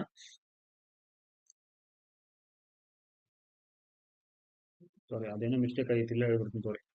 ಈ ಕನ್ನೇಗಾಲ ಕದನ ಐತಲ್ಲ, ಈ ಕನ್ನೇಗಾಲ ಕದನ ಯಾರ ಮಧ್ಯೆ ನಡೀತಿ ಅಂದ್ರೆ ಹೊಯ್ಸಳರು ಮತ್ತು ಕಲ್ಯಾಣ ಚಾಲುಕ್ಯರ ಮಧ್ಯೆ ನಡೀತೈತಿ. ಆಮೇಲೆ ಚಾಲುಕ್ಯ ಸೇನೆಯ ಈ ಒಂದು ಯುದ್ಧದಲ್ಲಿ ಸೋಲ್ತಾರೆ ಇವರು. ಯಾರು? 6ನೇ ವಿಕ್ರಮಾದಿತ್ಯನಿಗೆ ಸೋಲಾಗತ್ತಿಲ್ಲ. 6ನೇ ವಿಕ್ರಮಾದಿತ್ಯನಿಗೆ ಸೋಲಾಗತ್ತ. ಈ 6ನೇ ವಿಕ್ರಮಾದಿತ್ಯನ ಸೇನೆಯನ್ನು ಸೋಲಿಸಿದವರು ಯಾರಂದ್ರೆ ಹೊಯ್ಸಳರ ಒಂದು ವಿಷ್ಣುವರ್ಧನ ಸೇನಾನಿ ಇರ್ತಾನೆ ಇವನು, ಗಂಗರಾಜ. ಗಂಗರಾಜ ಯಾರದು? ವಿಷ್ಣುವರ್ಧನ ಸೇನಾನಿ. ವಿಷ್ಣುವರ್ಧನ ಸೇನಾನಿ ಗಂಗರಾಜ ಈ ಚಾಲುಕ್ಯ ಸೇನೆ ಅಂದ್ರೆ 6ನೇ ವಿಕ್ರಮಾದಿತ್ಯನ ಸೇನೆಯನ್ನ ಈ ಕನ್ನೇಗಾಲ ಕದನ ಬರುತ್ತಲ್ಲ, ಈ ಕನ್ನೇಗಾಲದಲ್ಲಿ ಸೋಲಿಸ್ತಾನೆ. ಈ ಕನ್ನೇಗಾಲ ಕಂಡು ಬರೋದು ಯಾವುದು? ಇಂದಿನ ಹಾಸನ ಜಿಲ್ಲೆಯಲ್ಲಿ ಕಂಡು ಬರ್ತಿದೆ. ಈ ಕದನ ಒಳಗೆ ಏನಾಗತ್ತಂದ್ರೆ ಚಾಲುಕ್ಯರ ಸೇನೆಗೆ ಸೋಲಾಗತ್ತ, ಒಂದು ಹೊಯ್ಸಳ ಸೇನೆಗೆ ಗೆಲುವಾಗತ್ತ. ಇನ್ನು ಮುಂದಿನ ಇಂಪಾರ್ಟೆಂಟ್ ಪ್ರಶ್ನೆ ನೋಡ್ರಿ. ಚೋಳ ಚಾಲುಕ್ಯರ ದೀರ್ಘಕಾಲದ ಸಂಘರ್ಷ ಈ ಕೆಳಗಿನ ಯಾವ ಕಲ್ಯಾಣ ಚಾಲುಕ್ಯರ ಅರಸನ ಕಾಲದಲ್ಲಿ ಕೊನೆಗೊಂಡಿದೆ ಕೇಳಿದರೆ ಈ ಪ್ರಶ್ನೆ. ಅಲ್ಲಿ ಯಾಕೆ ಆರಂಭಗೊಳ್ತಿತ್ತು, ಯಾವ ಕದನ ನಡೀತದೆ ನೋಡಿದ್ರಿ. ಇನ್ನು ಯಾವಾಗ ಕೊನೆಗೊಂಡಿದೆ ಪ್ರಶ್ನೆ ಕೇಳಿದಾರೆ ನೋಡಿ. ಚೋಳ ಚಾಲುಕ್ಯರ ಒಂದು ಅತಿ ದೀರ್ಘಕಾಲದ ಸಂಘರ್ಷ ಯಾವ ಕಲ್ಯಾಣ ಚಾಲುಕ್ಯ ಅರಸನ ಕಾಲದಲ್ಲಿ ಕೊನೆಗೊಂಡಿದೆ ಪ್ರಶ್ನೆ ಕೇಳಿದಾರೆ. ಇಲ್ಲಿ ಸರಿಯಾದ ಉತ್ತರ ಯಾವುದು? 6ನೇ ವಿಕ್ರಮಾದಿತ್ಯ. ಇವನು ಬಂದ್ ಏನ್ ಮಾಡ್ತಾನಂದ್ರೆ ಒಂದು ಮ್ಯಾಟ್ರಿಮೋನಿಯಲ್ ರಿಲೇಷನ್ ಮಾಡ್ಬಿಡ್ತಾನ. ಮಾಡಾದ್ಮೇಲೆ ಏನಾಗತ್ತಂದ್ರೆ ಈ ಚೋಳ ಮತ್ತು ಚಾಲುಕ್ಯರ ಒಂದು ಸಂಘರ್ಷ ಕೊನೆಗೊಳ್ಳುತ್ತೆ. ಯಾರ ಕಾಲದಲ್ಲಿ? 6ನೇ ವಿಕ್ರಮಾದಿತ್ಯನ ಕಾಲದಲ್ಲಿ. ಮುಂದಿನ ಪ್ರಶ್ನೆ ನೋಡ್ರಿ. 6ನೇ ವಿಕ್ರಮಾದಿತ್ಯನ ಆಸ್ಥಾನದಲ್ಲಿದ್ದ ಪ್ರಸಿದ್ಧ ಕವಿಗಳು ಯಾರಂತ ಕೇಳಿದಾರೆ ಪ್ರಶ್ನೆ ಇಲ್ಲಿ. 1 ಬಿಲ್ಹನ, 2 ವಿಜ್ಞಾನೇಶ್ವರ, 3 ಕೀರ್ತಿವರ್ಮ. ಇಲ್ಲಿ ಸರಿಯಾದ ಉತ್ತರ ಯಾವುದು? 3. ಬಿಲ್ಹನನು ಇರ್ತಾನ, ವಿಕ್ರಮಾದಿತ್ಯನು ಇರ್ತಾನ, ಈ ಕೀರ್ತಿವರ್ಮ ಇರ್ತಾನೆ. ಈ ಕೀರ್ತಿವರ್ಮ ಏನಾಗುತ್ತಾ ಅವನ ಸಹೋದರ ಇವನು ಒಬ್ಬ ಕವಿನೂ ಆಗಿರ್ತಾನೆ. ಇವೇನ್ ಮಾಡ್ತಾನಂದ್ರ ಗೋವಿಂದ ವೈದ್ಯ ಅಂತ ಕೃತಿ ನಡೆಸ್ತಾನೆ. ಗೋವಿಂದ ಅಲ್ಲ, ಗೋ ವೈದ್ಯ ಕೃತಿ ಬರೀತಾನೆ. ಗೋ ವೈದ್ಯ. ಮುಂದಿನ ಪ್ರಶ್ನೆ ನೋಡ್ರಿ. 6ನೇ ವಿಕ್ರಮಾದಿತ್ಯನ ರಾಜ್ಯ ರಾಮರಾಜ್ಯವಾಗಿತ್ತು ಎಂದು ಅವನ ಆಳ್ವಿಕೆಯನ್ನು ಬಣ್ಣಿಸಿದ ಕವಿ ಯಾರು ಪ್ರಶ್ನೆ ಕೇಳಿದಾರೆ ಇಲ್ಲಿ. ಇಲ್ಲಿ ಸರಿಯಾದ ಉತ್ತರ ಯಾವುದು? Option A Bilhana. ಏನ್ ಹೇಳ್ತಾನಂದ್ರ ಬಿಲ್ಹನ ತನ್ನ ವಿಕ್ರಮಾಂಕ ದೇವಚರಿತ ಬರುತ್ತಲ್ಲ, ವಿಕ್ರಮಾಂಕ ದೇವಚರಿತಂ ಬಹಳ ಮುಖ್ಯ ನೋಡ್ರಿ. ಇದು ವಿಕ್ರಮಾಂಕ ದೇವಚರಿತಂ ಅಲ್ಲಿ ಏನ್ ಹೇಳ್ತಾನಂದ್ರ ಇವನು 6ನೇ ವಿಕ್ರಮಾದಿತ್ಯನ ರಾಜ್ಯ ರಾಮರಾಜ್ಯವಾಗಿತ್ತು ಅಂತ ಹೇಳ್ತಾರ. ಇವತ್ತು ನಮ್ಮ ಒಂದು ಸರ್ಕಾರಗಳು ಏನ್ ಮಾಡ್ತಾವ ಅಂದ್ರೆ ನಮ್ಮ ರಾಜ್ಯವನ್ನು ಕಲ್ಯಾಣ ರಾಜ್ಯವನ್ನ ಮಾಡ್ಬೇಕು, ಕಲ್ಯಾಣ ರಾಜ್ಯ ಅಂದ್ರೆ ರಾಮ ರಾಜ್ಯವನ್ನಾಗಿ ಮಾಡ್ಬೇಕಂತೇಳಿ ಏನ್ ಪಣ ತೊಟ್ಟಾವಲ್ಲ, ಅಂತ ಒಂದು ವಿಶೇಷತೆಯಿಂದ ಈ 6ನೇ ವಿಕ್ರಮಾದಿತ್ಯನ ಕಾಲದಲ್ಲಿ ಇತ್ತು ಅಂತ ಯಾರು ಹೇಳ್ತಾನಂದ್ರ ವಿಕ್ರಮಾಂಕ ದೇವಚಂ ಕರ್ತೃ ಯಾರು? ಬಿಲ್ಹನ ಹೇಳ್ತಾನೆ. ಬಿಲ್ಹನ ಹೇಳ್ತಾನ. ಏನ್ ಹೇಳ್ತಾನ? 6ನೇ ವಿಕ್ರಮಾದಿತ್ಯನ ರಾಜ್ಯ ರಾಮರಾಜ್ಯವಾಗಿತ್ತು ಅಂತ ಹೇಳ್ತಾನ. ಯಾರ ಕಾಲದಲ್ಲಿ? ಒಂದು ಬಿಲ್ಹನ 6ನೇ ವಿಕ್ರಮಾದಿತ್ಯನ ಕಾಲದಲ್ಲಿ. ಇನ್ನು ಇದು ಇಂಪಾರ್ಟೆಂಟ್ ನೋಡ್ರಿ. ಇವೆಲ್ಲಾ ಪ್ರಶ್ನೆಗಳನ್ನ ಎಲ್ಲಿ ತಗೊಂಡ್ರೆ ಈ ಸೆಂಟೆನ್ಸ್ ಎಲ್ಲಿ ತಗೊಂಡ್ ಗೊತ್ತಾ ನನ್ನ 8th ಕ್ಲಾಸ್ ಒಂದು ಸೋಷಿಯಲ್ ಸೈನ್ಸ್ ಫಸ್ಟ್ ಭಾಗದಲ್ಲಿ ಇತ್ತಲ್ಲ ಅಲ್ಲಿರ್ತಕ್ಕಂಥ ಒಂದು ಸೆಂಟೆನ್ಸ್ ತಗೊಂಡಿದ್ ನೋಡ್ರಿ, ಸೋರ್ಸ್ ಕೂಡ ಹೇಳ್ತೀನಿ ನಿಮಗೆ. ಇಲ್ಲಿ ಪ್ರಶ್ನೆ ಏನೈತೆ ಅಂದ್ರ, ಚಿತಾತಲದಲ್ಲಿ ಕಲ್ಯಾಣದಂತ ನಗರ ಹಿಂದಿರ್ಲಿಲ್ಲ, ಮುಂದಿರಲಾರದು, ವಿಕ್ರಮಾದಿತ್ಯನಂತ ದೊರೆಯನ್ನು ಕಂಡಿಲ್ಲ ಕೇಳಿಲ್ಲ ಎಂದು ಹೇಳಿದ ಕವಿ ಯಾರು ಕೇಳಿದಾರೆ ಇಲ್ಲಿ. ಇಲ್ಲಿ ಸರಿಯಾದ ಉತ್ತರ ಯಾವುದು? Option B, Vijnaneshwara. ವಿಜ್ಞಾನೇಶ್ವರ ಕೊಟ್ಟು ನಿಮ್ಗೆ ಗೊತ್ತಿರಬಹುದು ಅನಿಸ್ತದೆ. ನಾನು ಅದನ್ನ ಆಮೇಲೆ ಡೈರೆಕ್ಟ್ ಹೇಳ್ತೀನಿ ನಿಮ್ಮಲ್ಲಿ. ಇನ್ನು ಮುಂದಿನ ಪ್ರಶ್ನೆ ನೋಡ್ರಿ, 6ನೇ ವಿಕ್ರಮಾದಿತ್ಯನ ಪ್ರಸಿದ್ಧ ದಂಡನಾಯಕ ಯಾರು? ಈ ದಂಡನಾಯಕ ಬಹಳ ಇಂಪಾರ್ಟೆಂಟ್ ನೋಡ್ರಿ, ಈ ಸಲ ಕೇಳೇ ಕೇಳ್ತಾರೆ ಇವನ್ನೆಲ್ಲ. ಇಲ್ಲಿ ಸರಿಯಾದ ಉತ್ತರ ಯಾವುದು? Option B, Mahadeva. ಇವ್ ನಾಗದೇವ ಯಾರ ಕಾಲದಲ್ಲಿ ಇರ್ತಾನ? ನಾಗದೇವ ಮತ್ತು ಬಸಪ್ಪ. ನಾಗದೇವ ಬಸಪ್ಪ ಬರೋರು 2ನೇ ತೈಲಪ್ಪನ ಕಾಲದಲ್ಲಿ. ಈ ಗಂಗರಾಜ ಅಂಡ್ ಕಂಪ್ನಿ ಬರ್ತಾರಲ್ಲ, ಇವನು ಹೊಯ್ಸಳರ ವಿಷ್ಣುವರ್ಧನ್ ದೊರೆತಾನಲ್ಲ, ಹೊಯ್ಸಳರ ವಿಷ್ಣುವರ್ಧನ, ಅವನು ಸೇನಾನಿ ಇರ್ತಾನೆ. ಈ ಬಂಕಿ ಅಂಡ್ ಕಂಪ್ನಿ ಇವನು ಎಲ್ಲಿರ್ತಾನ? ಅಮೋಘ ವರ್ಷನ ಕಾಲದಲ್ಲಿ ಇರ್ತಾನೆ. ಅಮೋಘ ವರ್ಷನ ಕಾಲ. ಈ ಬಂಕೇಶ ಒಂದು ತನ್ನ ನೆನಪಿಗಾಗಿ ಏನ್ ಮಾಡ್ತಾನ? ಬಂಕಾಪುರ ಎಂಬ ನಗರ ನಿರ್ಮಾಣ ಮಾಡ್ತಾನೆ. ಬಂಕಾಪುರ, ಈ ಬಂಕಾಪುರ ಎಲ್ಲೈತಿ? ಹಾವೇರಿ ಜಿಲ್ಲೆಯಲ್ಲಿ ಐತಿ. ಈ ಪ್ರಸಿದ್ಧ ಏನಂದ್ರೆ, ಇಲ್ಲಿ ಬಂಕಾಪುರದಲ್ಲಿ ನವಿಲು ಒಂದು ನವಿಲು ವನ್ಯಜೀವಿ ಧಾಮ ಕಂಡು ಬರುತ್ತೆ. ಇಲ್ಲಿ ವನ್ಯಜೀವಿ ಧಾಮ ಕಂಡು ಬರುತ್ತೆ, ಇಂಪಾರ್ಟೆಂಟ್ ನೋಡ್ರಿ. ಇನ್ನು ಈ ಮಹಾದೇವ ಅಂಡ್ ಕಂಪ್ನಿ ಏನ್ ಬರ್ತಾನೆ, ಇನ್ ಕುರಿತಾಗಿ ಸ್ವಲ್ಪ ಮುಂದೆ ಮಾಹಿತಿ ಬರ್ತಾವ, ಅಲ್ಲಿ ನೋಡೋಣ ನಾವು. ಬಂದ್ ನೋಡಿಲ್ಲ ಅವನೇ. ಇಟಗಿಯ ಖ್ಯಾತ ಮಹಾದೇವ ದೇವಾಲಯ ನಿರ್ಮಿಸಿದವರು ಯಾರು? ಪ್ರಶ್ನೆ ಕೇಳಿದಾರೆ. ಸರಿಯಾದ ಉತ್ತರ ಯಾವ್ದಿಲ್ಲಿ? ಮಹಾದೇವ. ಇವನು ಯಾರು? 6ನೇ ವಿಕ್ರಮಾದಿತ್ಯನ ಒಬ್ಬ ಸೇನಾನಿ ಅಥವಾ ದಂಡನಾಯಕ ಆಗಿದ್ದ. ಇವನು ಏನ್ ಮಾಡ್ತಾನಂದ್ರ, ಈ ಇಟಗಿ ಬರುತ್ತಲ್ಲ, ಈ ಇಟಗಿಯಲ್ಲಿ ಏನ್ ಮಾಡ್ತಾನಂದ್ರ ಅವನು ಈ ಮಹಾದೇವ ದೇವಾಲಯವನ್ನ ನಿರ್ಮಾಣ ಮಾಡ್ತಾನ. ಈ ದೇವಾಲಯ ಏನಂತ ಕರಿತಾರಂದ್ರೆ, ದೇವಾಲಯಗಳ ಚಕ್ರವರ್ತಿ ಅಂತ ಕರಿತಾರೆ. ನೀವು ಎಂಪ್ರರ್ ಆಫ್ ಟೆಂಪಲ್ಸ್ ಅಂತ ಕರಿತಾರೆ. ಚಕ್ರವರ್ತಿ ಏನು? ಇಟಗಿಯ ಮಹಾದೇವ ದೇವಾಲಯವನ್ನ ದೇವಾಲಯಗಳ ಚಕ್ರವರ್ತಿ ಅಂತ ಕರೀತಾರ. ಪ್ರಶ್ನೆ ಆಗಿದ್ದ ಏನ್ ಕೇಳ್ತಾರಂದ್ರ, ಈ ಕೆಳಗಿನ ಕರ್ನಾಟಕದ ಯಾವ ದೇವಾಲಯವನ್ನು ದೇವಾಲಯಗಳ ಚಕ್ರವರ್ತಿ ಅಂತ ಕರೀತಾರಂತ ಪ್ರಶ್ನೆ ಆಗಿತ್ತು ಒಂದ್ಸಲ ಇದು.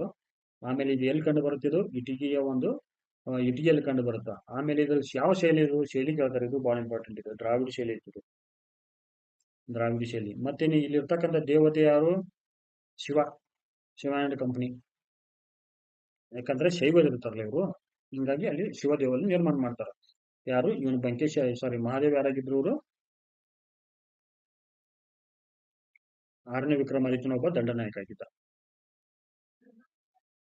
ಮುಂದಿನ ಪ್ರಶ್ನೆ ನೋಡ್ರಿ, ಚಂದ್ರಲೇಖ ಅಥವಾ ಚಾಂದಲ ದೇವಿಯನ್ನು ಉಲ್ಲೇಖಿಸಿ ಮುಂದಿನ ಯಾವ ಹೇಳಿಕೆಗಳು ಸರಿಯಾಗಿವೆ? ಇಲ್ಲಿ 1ನೇ ಹೇಳಿಕೆ ಏನ್ ಕೊಟ್ಟಾರಂದ್ರ, ಇವಳನ್ನು ನೃತ್ಯ ವಿದ್ಯಾಧರಿ ಮತ್ತು ಅಭಿನಯ ಸರಸ್ವತಿ ಎಂದು ಕರೆಯಲಾಗುತ್ತಿತ್ತು. ಇನ್ನು 2ನೇ ಹೇಳಿಕೆ ಏನ್ ಕೊಟ್ಟಾರು? ಇವಳು 6ನೇ ವಿಕ್ರಮಾದಿತ್ಯನ ಪ್ರಧಾನ ರಾಣಿಯಾಗಿದ್ದಳು. ಇಲ್ಲಿ ಸರಿಯಾದ ಉತ್ತರ ಯಾವುದು? 1 ಮತ್ತು 2 ಸರಿಯಾಗಿವೆ. Who was Chandralekha? Chandralekha was the chief queen of 6th Vikramaditya and all she was called as ನೃತ್ಯ ವಿದ್ಯಾಧರೆ and also ಅಭಿನಯ ಸರಸ್ವತಿ. ಸರ್ ಕೊಟ್ಟಾರ ನೋಡ್ರಿ, ಇಲ್ಲಿ ಏನ್ ನೋಡ್ರಿ, ಚಂದ್ರಲೇಖ ಯಾರಂತ ಕೊಟ್ಟಾರ ನೋಡ್ರಿ, ಅಥವಾ ಚಂದ್ರಲೇಖ ಅಥವಾ ಚಾಂದಲ ದೇವಿ. ಚಂದ್ರಲೇಖ ಇವಳು ಮೂಲತಃ ಏನಂದ್ರ ಶಿಲಾಹಾರ ವಂಶದವಳು, ಅಂದ್ರೆ ಶಿಲಾಹಾರ ರಾಜ್ಯ ಮನೆತದ ಒಬ್ಳು ರಾಜಕುಮಾರಿ ಆಗಿದ್ಲು ಇವಳು. ಸರ್ ಹಂಗಾರೆ ಇವಳು ಯಾರು ಅಂತ ಕೇಳಿದ್ರಲ್ಲಿ, ಏನು? ಇವಳು 6ನೇ ವಿಕ್ರಮಾದಿತ್ಯನ ಪ್ರಧಾನ ರಾಣಿಯಾಗಿದ್ದಳು. She was the chief queen of 6th Vikramaditya. ಇವಳು ಏನ್ ಮಾಡ್ತಿದ್ಲು? ನೃತ್ಯ, ಸಂಗೀತ, ಲಲಿತ ಕಲೆಗಳಲ್ಲಿ ಪ್ರವೀಣೆಯಾಗಿದ್ಲು ಇವಳು.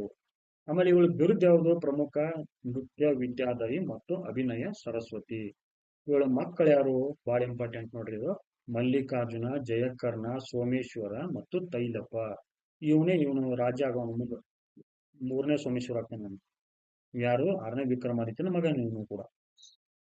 ಇಲ್ಲಿ ಇಂಪಾರ್ಟೆಂಟ್ ಏನ್ ನೋಡ್ರಿ, ಚಂದ್ರಲೇಖ ಯಾರು ಕೇಳ್ಬೋದು? ಇವ್ರು ಯಾರು ಅಂದ್ರೆ ವಿಕ್ರಮಾದಿತ್ಯ ರಾಣಿಗಿದ್ಲು. ಇವಳು ಬಿರುದು ಯಾವ್ದು ಕೇಳ್ಬೋದು ನಾವು? ಅಭಿನವ ಸರಸ್ವತಿ ಆಗಿದ್ಲು. ಇನ್ನು ಮೂಲತಃ ಯಾವಳಕ್ಕೆ ಅಂದ್ರೆ ಶಿಲಾಹಾರ ಮನೆತನದವಳು ಇವಳು. ಇಷ್ಟ ಏನ್ ಜಾಸ್ತಿ ಕೇಳಲ್ಲ. ಇನ್ನೊಂದು ಇಂಪಾರ್ಟೆಂಟ್ ಪ್ರಶ್ನೆ ಐತಿ ನೋಡ್ರಿ, 1ನೇ ಹೇಳಿಕೆಯಲ್ಲಿ ಏನ್ ಕೊಟ್ಟಾರಂದ್ರೆ ಇವರು, ಇವನು ಶಾಂತಪ್ರಿಯ ದೊರೆಯಾಗಿದ್ದನು ಅಂತ ಕೊಟ್ಟಾರ. ಇನ್ನು 2ರಲ್ಲಿ ಏನ್ ಕೊಟ್ಟಾರು? ಇವನು ಮಾನಸೋಲ್ಲಾಸ ಅಥವಾ ಅಭಿಲಾಷಿತಾರ್ಥ ಚಿಂತಾಮಣಿ ಎಂಬ ಪ್ರಸಿದ್ಧ ಕೃತಿಯನ್ನು ರಚಿಸಿದ್ದಾರೆ. ಇನ್ನು 3ನೇದು ಏನ್ ಕೊಟ್ಟಾರಂದ್ರೆ, ಇವನನ್ನು ಸರ್ವಜ್ಞ ಚಕ್ರವರ್ತಿ ಎಂದು ಕರೆಯಲಾಗುತ್ತಿತ್ತು.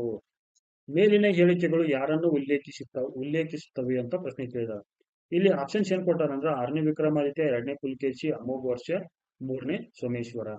ಸ್ನೇಹಿತರೆ, ಇಲ್ಲಿ ಸರಿಯಾದ ಉತ್ತರ ಯಾವುದು? ಆಪ್ಷನ್ ಡಿ, 3ನೇ ಸೋಮೇಶ್ವರ. 3ನೇ ಸೋಮೇಶ್ವರ ಯಾರು ನೋಡೋಣ ಇರಿ ಒಂದ್ಸಲ. ಇಲ್ಲಿ ಕೊಟ್ಟಾರ ನೋಡ್ರಿ. 3ನೇ ಸೋಮೇಶ್ವರ 1127 ಮತ್ತು 1138 ಮಧ್ಯೆ ಅಧಿಕಾರ ನಡೆಸ್ತಾನೆ. ಇವನು ಯಾರಾಗಿದ್ದಂದ್ರೆ ಒಬ್ಬ ಶಾಂತಿ ಪ್ರಿಯ ದೊರೆಯಾಗಿದ್ದ. ಆಮೇಲೆ ಇವನ ಪ್ರಮುಖ ಕೃತಿ ಯಾವುದು? ಮಾನಸೋಲ್ಲಾಸ ಅಥವಾ ಅಭಿಲಾಷಿತಾರ್ಥ ಚಿಂತಾಮಣಿ. ಇನ್ನೊಂದು ವಿಕ್ರಮಾದ್ವಿತೀಯಂ. ಈ ಕೃತಿಯನ್ನು ಕೂಡ ಇವನ ರಚನೆ ಮಾಡ್ತಾನ. ಇವನ ಪ್ರಮುಖ ಕೃತಿ ಒಂದು ಬಿರುದು ಯಾವುದು? ಸರ್ವಜ್ಞ ಚಕ್ರವರ್ತಿ. ನಾವಲ್ಲಿ ದೇವಾಲಯಗಳ ಚಕ್ರವರ್ತಿ ನೋಡಿದೀವಿ. ದೇವಾಲಯಗಳ ಚಕ್ರವರ್ತಿ ಯಾರು? ಇಟಗಿಯ ಮಹಾದೇವ ದೇವಾಲಯ. ಅದನ್ನ ನಿರ್ಮಿಸಿದವರು ಮಹಾದೇವ. ಯಾರು? ಅವನು ದಂಡನಾಯಕ. ಯಾರು? 6ನೇ ವಿಕ್ರಮಾದಿತ್ಯ. ಇಲ್ಲಿ 6ನೇ ವಿಕ್ರಮಾದಿತ್ಯನ ಮಗನಾದ ಯಾರು? 3ನೇ ಸೋಮೇಶ್ವರನನ್ನ ಸರ್ವಜ್ಞ ಚಕ್ರವರ್ತಿ ಅಂತ ಕರೀತಾರ. ಏನು? ಸರ್ವಜ್ಞ ಚಕ್ರವರ್ತಿ. ಯಾಕಂತಂದ್ರ ಇವನು ಮಾನಸೋಲ್ಲಾಸ ಅಂತ ಒಂದು ಪ್ರಸಿದ್ಧ ಸಂಸ್ಕೃತ ವಿಶ್ವಕೋಶವನ್ನು ರಚನೆ ಮಾಡ್ತಾನೆ. ಇದು ಮಾನಸೋಲ್ಲಾಸ ಏನಿದು? Encyclopedia of Sanskrit. ಈ ಪ್ರಶ್ನೆ ಕೇಳೋ ಚಾನ್ಸಸ್ ಐತೆ, ನೆನಪಿಟ್ಕೊಳ್ರಿ. ಈ ಕೃತಿ ಏನೇನ್ ಹೇಳ್ತೈತೆ ಅಂದ್ರ ಸಂಗೀತ, ನಾಟ್ಯ, ನೃತ್ಯ, ವೈದ್ಯಕೀಯ ಎಲ್ಲಾ ಕುರಿತಾಗಿ ಹೇಳುತ್ತ. ಇನ್ನು ಈ ಕೃತಿಯನ್ನು ರಚನೆ ಮಾಡಿದಾನೆ ಇಲ್ಲಿ ವಿಕ್ರಮಾಂಕ ಬುದ್ಧಯಂ ಅಂತೇಳಿ. ಇದೇನ್ ಹೇಳುತ್ತೆ ಅಂದ್ರೆ 6ನೇ ವಿಕ್ರಮಾದಿತ್ಯನ ಜೀವನ ಮತ್ತು ಸಾಧನೆಗಳು ಕುರಿತಾಗಿ ಹೇಳುತ್ತ. 6ನೇ ವಿಕ್ರಮಾದಿತ್ಯನ ಜೀವನ ಮತ್ತು ಸಾಧನೆ ಕುರಿತಾಗಿ ಹೇಳುತ್ತ. ಇನ್ನು 3ನೇ ಸೋಮೇಶ್ವರ ಪ್ರಮುಖ ರಾಣಿಯರು ಯಾರಾಗಿದ್ರು ಅಂದ್ರೆ ಎಕ್ಕಲ ದೇವಿ, ರಾಜರ ದೇವಿ, ಬರ್ಮಲ ದೇವಿ. ಈ ಮೂರು ಕೂಡ ಅವನ ರಾಣಿಯಾಗಿದ್ರು. ಇನ್ನು ಇವನ ಮಕ್ಕಳು ಯಾರು? ಇಮ್ಮಡಿ ಜಗದೇಕ ಮಲ್ಲ, ಇನ್ನೊಬ್ಬ ಮುಮ್ಮಡಿ ತೈಲಪ್ಪ. ಇನ್ನು ಮುಂದಿನ ಪ್ರಶ್ನೆ ನೋಡ್ರಿ. ಒಂದು ದೇವಾಲಯ ಚಕ್ರವರ್ತಿ ನೋಡ್ರಿ, ಸರ್ವಜ್ಞ ಚಕ್ರವರ್ತಿ. ಇನ್ನೊಬ್ಬ ಚಕ್ರವರ್ತಿ ಬಂದಿಲ್ಲ. ಇವನ್ ಯಾರು? ಪ್ರತಾಪ ಚಕ್ರವರ್ತಿ. ನೋಡ್ರಿ, ಚಕ್ರವರ್ತಿ ಕಂಪನಿ ಇಲ್ಲೇ ಬರೋದು. ಏನ್ ಗೊತ್ತನ? ಪ್ರತಾಪ ಚಕ್ರವರ್ತಿ ಎಂದು ಯಾರನ್ನು ಕರೆಯಲಾಗುತ್ತಿತ್ತು ಕೇಳಿದಾರೆ ನೋಡ್ರಿ. ಏನ್ ಕ್ವಶನ್ಸ್ ಗುರು ಇದು? ಇಲ್ಲಿ ಆಪ್ಷನ್ಸ್ ನೋಡ್ರಿ. 6ನೇ ವಿಕ್ರಮಾದಿತ್ಯ, 3ನೇ ಸೋಮೇಶ್ವರ, ಇಮ್ಮಡಿ ಜಗದೇಕ ಮಲ್ಲ, ಮುಮ್ಮಡಿ ತೈಲಪ್ಪ. ಇಲ್ಲಿ ಸರಿಯಾದ ಉತ್ತರ ಯಾವುದು? ಆಪ್ಷನ್ ಸಿ, ಇಮ್ಮಡಿ ಜಗದೇಕ ಮಲ್ಲ. ಕರೆಕ್ಟ್ ಇದೆ. ಇಮ್ಮಡಿ ಜಗದೇಕ ಮಲ್ಲ. ಪ್ರತಾಪ ಚಕ್ರವರ್ತಿ ಒಂದು ದೇವಾಲಯ ಚಕ್ರವರ್ತಿ, ಮಹಾದೇವ ದೇವಾಲಯ. ರಿಪೀಟ್ ಮಾಡ್ತೀನಿ ನಿಮಗೆ. ದೇವಾಲಯ ಚಕ್ರವರ್ತಿ, ಮಹಾದೇವ ದೇವಾಲಯ. ಸರ್ವಜ್ಞ ಚಕ್ರವರ್ತಿ ಯಾರು? 3ನೇ ಸೋಮೇಶ್ವರ. ಇನ್ನು ಪ್ರತಾಪ ಚಕ್ರವರ್ತಿ ಯಾರು? ಇಮ್ಮಡಿ ಜಗದೇಕ ಮಲ್ಲ. ಇನ್ನು ಜಗದೇಕ ಮಲ್ಲ, ಇಮ್ಮಡಿ ಜಗದೇಕ ಮಲ್ಲ ಬಿರುದು ಹೊಂದಿದವರು ಯಾರು? 2ನೇ ಜಯಸಿಂಹ. ಈ ಕನ್ಫ್ಯೂಸ್ ಮಾಡ್ಕೊಳಕ್ ಹೋಗ್ಬೇಡ್ರಿ. ಮತ್ತ ಮುಂದಿನ ಪ್ರಶ್ನೆ ನೋಡ್ರಿ. ಕಲ್ಯಾಣ ಚಾಲುಕ್ಯರ ಕೊನೆಯ ದೊರೆ ಯಾರು? ಬಹಳ ಇಂಪಾರ್ಟೆಂಟ್. ಫಸ್ಟ್ ಮೊದಲ ದೊರೆ ಯಾರು ನಿಮ್ಗೆ ಗೊತ್ತೈತಿ? 2ನೇ ತೈಲಪ್ಪ. ಇನ್ನು ಕೊನೆಯ ದೊರೆ ಕೇಳಿದವ್ರಿಗೆ ಇಲ್ಲಿ ಸರಿಯಾದ ಆನ್ಸರ್ ಆಗತ್ತಂದ್ರೆ ಆಪ್ಷನ್ ಎ, 4ನೇ ಸೋಮೇಶ್ವರ. 4ನೇ ಸೋಮೇಶ್ವರ ಏನಾಗ್ತಾರ? ಕಲ್ಯಾಣ ಚಾಲುಕ್ಯರ ಒಬ್ಬ ಕೊನೆಯ ದೊರೆ ಆಗ್ತಾನೆ ಇಲ್ಲಿ. ಇನ್ನೊಂದು ಇಂಪಾರ್ಟೆಂಟ್ ನೋಡ್ರಿ, ಕಾಲಾನುಕ್ರಮದಲ್ಲಿ ಇದ್ದು ಕೆಳಗೆ ಕಂಡು ಬರುವ ಕಲ್ಯಾಣ ಚಾಲುಕ್ಯರ ಅರಸರ ಆಡಳಿತಕ್ಕೆ ಅನುಗುಣವಾಗಿ ಸರಿಯಾದ ಕಾಲಾನುಕ್ರಮದಲ್ಲಿ ಬರೆಯಿರಿ. ಒಂದು ಏನ್ ಕೊಟ್ಟಿದ್ದಾರೆ ಅಂದ್ರ 6ನೇ ವಿಕ್ರಮಾದಿತ್ಯ, 2 3ನೇ ಸೋಮೇಶ್ವರ, 3 ಇಮ್ಮಡಿ ಜಗದೇಕ ಮಲ್ಲ, ಇನ್ನೊಬ್ಬ ಯಾರು ಇಲ್ಲಿ? 4ನೇ ಸೋಮೇಶ್ವರ. ಇಲ್ಲಿ ಸರಿಯಾದ ಉತ್ತರ ಯಾವುದು? Option A.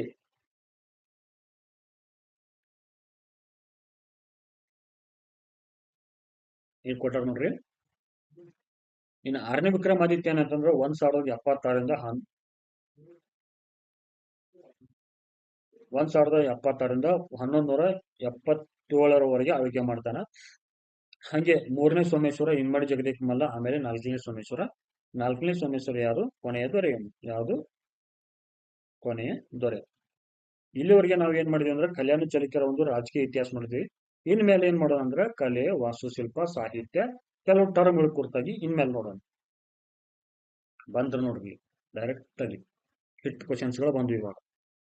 ಕನ್ನಡ ಸಂಧಿ ವಿಗ್ರಹಿ ಎಂಬ ವಿಶೇಷ ಅಧಿಕಾರಿಗಳು ಈ ಕೆಳಗಿನ ರಾಜ್ಯ ಮನೆತನದ ಆಡಳಿತ ಅವಧಿಯಲ್ಲಿ ಇದ್ದರು.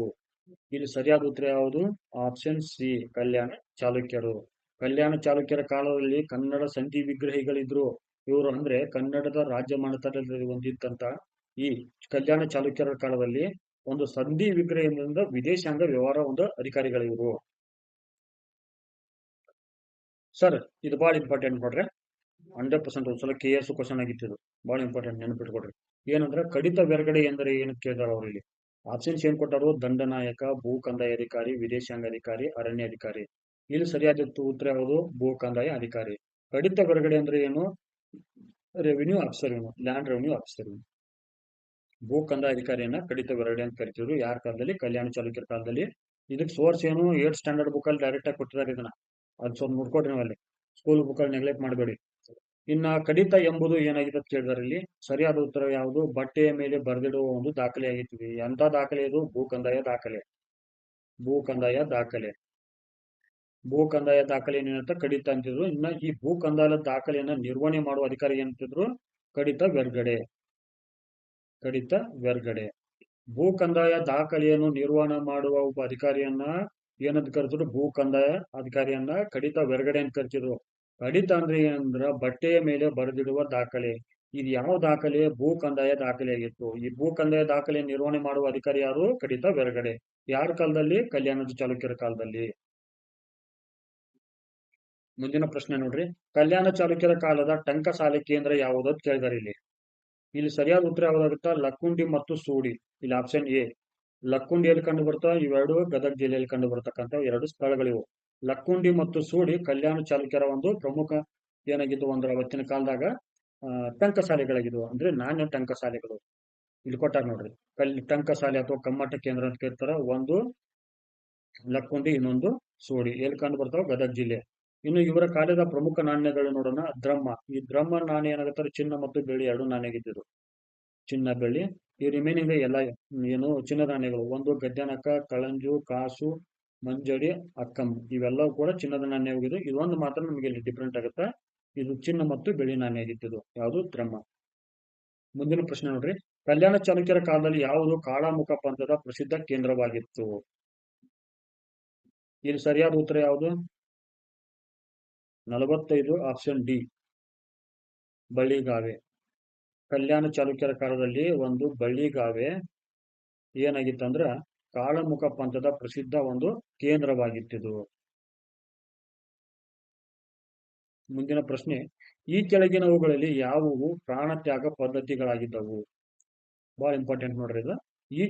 ಈ ಕೆಳಗಿನವುಗಳಲ್ಲಿನ ಯಾವುವು ಪ್ರಾಣತ್ಯಾಗ ಪದ್ಧತಿಗಳಾಗಿದ್ದವು? ಒಂದೇನ್ ಕೊಟ್ಟರು? ಶೂಲಬ್ರಹ್ಮ. 2 ವೇಳೆವಾಳಿ. 3 ಗರುಡ. 4 ಸಿಡಿತಲೆ. ಇಲ್ಲಿ ಸರಿಯಾದ ಉತ್ತರ ಯಾವುದು? Option D. ಬರ್ರಿ ಸರ್, ಇಲ್ಲೆಲ್ಲ ನೋಡಿಬಿಡುನು. ಸುಮ್ಮನೆ ನೀವು ಕನ್ಫ್ಯೂಸ್ ಬೇಡ. ಪ್ರತಿ ಎಕ್ಸಾಮ್ ಕೇಳಕ್ ಹೇಳ್ತಾರ. ಇದ್ರ ಸಂಬಂಧ ನೀವು ಎಲ್ಲಾ ಬುಕ್ಸ್ ತಗೊಂಡು ನೋಟ್ಸ್ ಮಾಡೋದು ಅವಶ್ಯಕತೆ ಇಲ್ಲ. ನಾ ಇಲ್ಲಿ ಒಂದೇ ಕಡೆ ಕೊಟ್ಟಿನಿ. ಇದನ್ನ ಸ್ಕ್ರೀನ್ ಶಾಟ್ ಹೊಡ್ಕೊರಿ, ನೋಟ್ಸ್ ಮಾಡ್ಕೊಳ್ಳಿ. ಒಟ್ನಲ್ಲಿ ಪ್ರತಿ ಎಕ್ಸಾಮ್ ಒಂದು ಕೇಳ್ತಾರ. ದಯವಿಟ್ಟು ನೋಟ್ ಮಾಡ್ಕೊಳ್ಳಿ. ಇವುಗಳ ಸಂಪೂರ್ಣ ಒಂದು ಮಾಹಿತಿ ನೋಡೋಣ ಇಲ್ಲಿ. ಒಂದೇದ್ ನೋಡೋಣ. ಒಂದು ಶೂಲಬ್ರಹ್ಮ. ಶೂಲಬ್ರಹ್ಮ ಅಂದ್ರೆ ಏನು? ಶೂಲದ ಮೇಲೆ ಹಾರಿ ಪ್ರಾಣ ತ್ಯಾಗ ಮಾಡೋದು. ಎರಡನೇದೇನು? ವೇಳೆವಾಳಿ. ಒಡೆಯನ ಅನ್ನದ ಋಣ ತೀರಿಸಲು ಪ್ರಾಣ ತ್ಯಾಗ ಮಾಡುವುದು. ಇನ್ನು 3 ಗರುಡ. ಅರಸನ ಜೊತೆ ಪ್ರಾಣ ಬಿಡುವುದು. ಇದು ಹೊಯ್ಸಳರ ಕಾಲದಲ್ಲಿ ಇತ್ತು. ಹೊಯ್ಸಳರ ಕಾಲ. ವೇಳೆವಾಳಿ ಕೂಡ ಹೊಯ್ಸಳರ ಕಾಲದಲ್ಲಿ ಇತ್ತು ಕೂಡ, ಮತ್ತು ರಾಷ್ಟ್ರಕೂಟರ ಕಲ್ಯಾಣ ಚಾಲುಕ್ಯರಲ್ಲಿ ಇತ್ತು. ಆಮೇಲೆ ಈ ಸಿಡಿತಲೆ. ಸೇವಕರು ತನ್ನ ಒಡೆಯನು ಸತ್ತಾಗ ತಲೆ ಹಾರಿಸಿಕೊಂಡು ಪ್ರಾಣ ನೀಡುವುದು. ಇನ್ನು ಕೀಲ್ಗುಂಟೆ. ಇದು ಅರಸನ ಜೊತೆ ಪ್ರಾಣ ನೀಡುವುದು. ಇದು ಯಾರ ಕಾಲದಲ್ಲಿ ಇತ್ತು ಕೇಳಬಹುದು. ಇದನ್ನ ಇದು ಗಂಗರ ಕಾಲದಲ್ಲಿ ಇತ್ತು. ಇದೊಂದು ಸ್ಪೆಷಲ್. ಇದು ಗಂಗರ ಕಾಲದಲ್ಲಿ ಕೀಲ್ಗುಂಟೆ. ಈ ಗರುಡ ಹೊಯ್ಸಳ. ವೇಳೆವಾಳಿ ಕೂಡ ಹೊಯ್ಸಳದಲ್ಲಿತ್ತು, ಕಲ್ಯಾಣ ಚಾಲುಕ್ಯರಲ್ಲಿತ್ತು, ರಾಷ್ಟ್ರಕೂಟರಲ್ಲಿತ್ತು. ಶೂಲಬ್ರಹ್ಮ ಇರೋದು ಇದು ಕೂಡ ಈ ಮೂರರಲ್ಲಿತ್ತು. ನೆನಪಿಟ್ಕೊಡ್ರಿ. ಒಂದು ಶೂಲಬ್ರಹ್ಮ, ವೇಳೆವಾಳಿ, ಗರುಡ ಪದ್ಧತಿ, ಸಿಡಿತಲೆ, ಕೀಲ್ಗುಂಟೆ. ಕೀಲ್ಗುಂಟೆನೇ ನಮ್ಗೆ ಇಂಪಾರ್ಟೆಂಟ್. ಇಲ್ಲಿ ಇಂಪಾರ್ಟೆಂಟ್ ಎಲ್ಲ ಇಂಪಾರ್ಟೆಂಟ್. ಬಟ್ ಯಾರ ಕಾಲದಲ್ಲಿ ಕೇಳಿದಾಗ ಗಂಗರು ಅಂತ ಹಾಕ್ರಿ ಇಷ್ಟೇ.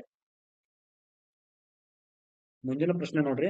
ಕರ್ನಾಟಕ ಬಾಲ ಶಿಕ್ಷೆ ಯಾವುದಕ್ಕೆ ಸಂಬಂಧಿಸಿದೆ? ಏನು? ಕರ್ನಾಟಕ ಬಾಲ ಶಿಕ್ಷೆ ಯಾವುದಕ್ಕೆ ಸಂಬಂಧಿಸಿದೆ? ಬಹಳ ಇಂಪಾರ್ಟೆಂಟ್. ಏನ್ ಕೊಟ್ಟಾರ ಆಪ್ಷನ್ಸ್?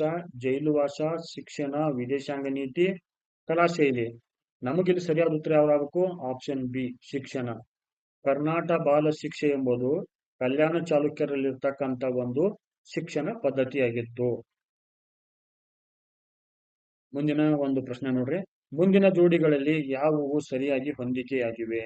ಒಂದೇ ಹೊಂದಿಕೆ ಏನ್ ಕೊಟ್ಟಾರಂದ್ರೆ, ಒಂದೇ ಜೋಡಿಯಲ್ಲಿ ಬ್ರಹ್ಮಪುರಿ ಎಂಬುದು ಬ್ರಾಹ್ಮಣರ ವಸತಿ ಭಾಗವಾಗಿತ್ತು.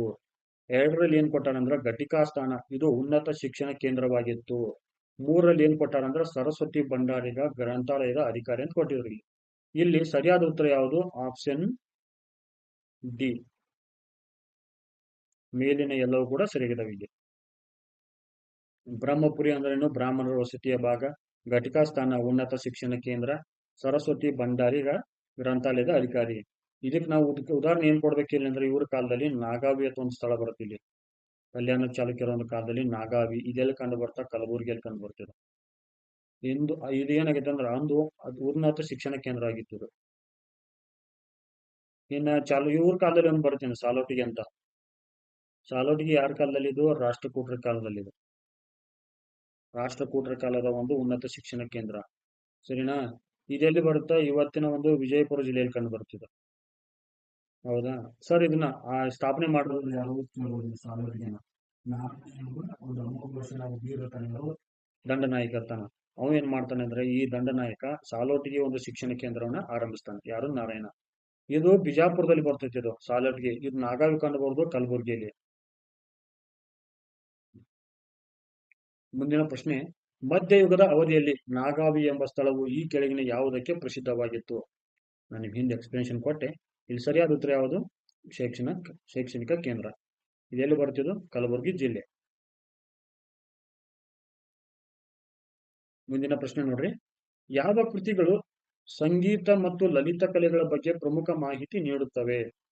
ಇಲ್ಲಿ ಒಂದನೇದು ಯಾವ್ದು ಕೊಟ್ಟರೆ? ಒಂದು ಮಾನಸೋಲ್ಲಾಸ, 2 ಸಂಗೀತ ಚೂಡಾಮಣಿ, 3 ಸಂಗೀತ ಸಮಯಸಾರ, 4 ಸಂಗೀತ ರತ್ನಾಕರ. ಇಲ್ಲಿ ಸರಿಯಾದ ಉತ್ತರ ಯಾವುದು? Option D. ಮೇಲಿನ ಎಲ್ಲವೂ ಕೂಡ ಸರಿಯಾಗಿವೆ. ಇವೆಲ್ಲವೂ ಕೂಡ ಏನಂತಾರೆ? ಸಂಗೀತ ಮತ್ತು ಕಲೆ ಲಲಿತ ಕಲೆ ಕುರಿತಾಗಿ ಸಂಪೂರ್ಣವಾದ ಮಾಹಿತಿ ಕೊಡ್ತಾವೆ. ಯಾವುದು? ಮಾನಸೋಲ್ಲಾಸ, ಸಂಗೀತ ಚೂಡಾಮಣಿ, ಸಂಗೀತ ಸಮಯಸಾರ, ಸಂಗೀತ ರತ್ನಾಕರ. ಇಲ್ಲಿ ಪ್ರಶ್ನೆಗೆ ನೋಡ್ರಿ, ಮುಂದಿನ ಎಷ್ಟು ಜೋಡಿಗಳು ಸರಿಯಾಗಿವೆ? ಒಂದ್ ಕಡೆ ಕೃತಿಗಳನ್ನ ಕೊಟ್ಟಾರ, ಮತ್ತೊಂದ್ ಕಡೆ ಲೇಖಕರನ್ನ ಕೊಟ್ಟಾರ. ಒಂದನೇ ಕೃತಿ ಒಂದರಲ್ಲಿ ಏನ್ ಕೊಟ್ಟಾರ? ಮದನ ತಿಲಕವನ್ನು ರಚಿಸಿದವರು ಚಂದ್ರರಾಜ. 2ರಲ್ಲಿ ಏನ್ ಕೊಟ್ಟಾರ ಅಂದ್ರೆ ಗೋವಿಂದ ವೈದ್ಯ ಕೀರ್ತಿವರ್ಮ, 3 ಧರ್ಮಾಮೃತ ನಯಸೇನ, 4 ಪಂಚತಂತ್ರ ದುರ್ಗಸಿಂಹ. ಇಲ್ಲಿ ಸರಿಯಾದ ಉತ್ತರ ಯಾವುದು? Option D. ಎಲ್ಲಾ 4 ಜೋಡಿಗಳು ಕೂಡ ಇಲ್ಲಿ ಸರಿಯಾಗಿವೆ.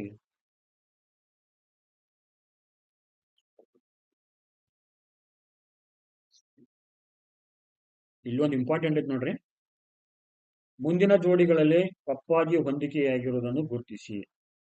ಆಪ್ಷನ್ ಎ ಏನ್ ಕೊಟ್ಟಿದ್ದಾರೆ ಅಂದ್ರ ಅಭಿಧಾನ ವಸ್ತುಕೋಶ ಕನ್ನಡದ ಮೊದಲ ಶಬ್ದಕೋಶ ಅಂತ ಕೊಟ್ಟಾರ. 2ರ ಆಪ್ಷನ್ ಬಿ ಏನ್ ಕೊಟ್ಟಾರ? ಮಿತಾಕ್ಷರ ಸಂಹಿತೆ ಹಿಂದೂ ಕಾನೂನು ಕೊಟ್ಟಾರ. ಆಪ್ಷನ್ ಸಿ ಏನ್ ಕೊಟ್ಟಾರ ಅಂದ್ರೆ ಭಾಷಾಭೂಷಣ ಸಾಮಾಜಿಕ ನಾಟಕ ಕೊಟ್ಟಾರ. ಇನ್ನು ಆಪ್ಷನ್ ಡಿ ಏನ್ ಕೊಟ್ಟಾರ ಅಂದ್ರೆ ಜಾತಕ ತಿಲಕ ಕನ್ನಡದ ಮೊದಲ ಜ್ಯೋತಿಷ್ಶಾಸ್ತ್ರ ಗ್ರಂಥ ಕೊಟ್ಟಾರ. ಇಲ್ಲಿ ತಪ್ಪಾಗಿರೋದನ್ನ ಹುಡುಕ್ಬೇಕಾಗಿತ್ತು ನಾವಿಲ್ಲಿ. ನಿಮಗ ಗೊತ್ತಿರೋದನ್ನ ಕಟ್ ಅಂತ ಹಾಕಕ್ ಹೋಗ್ಬೇಡ್ರಿ, ತಪ್ಪಾಗಿರೋದನ್ನ ಹುಡುಕ್ಬೇಕಾಗಿತ್ತು ನಾವಿಲ್ಲಿ.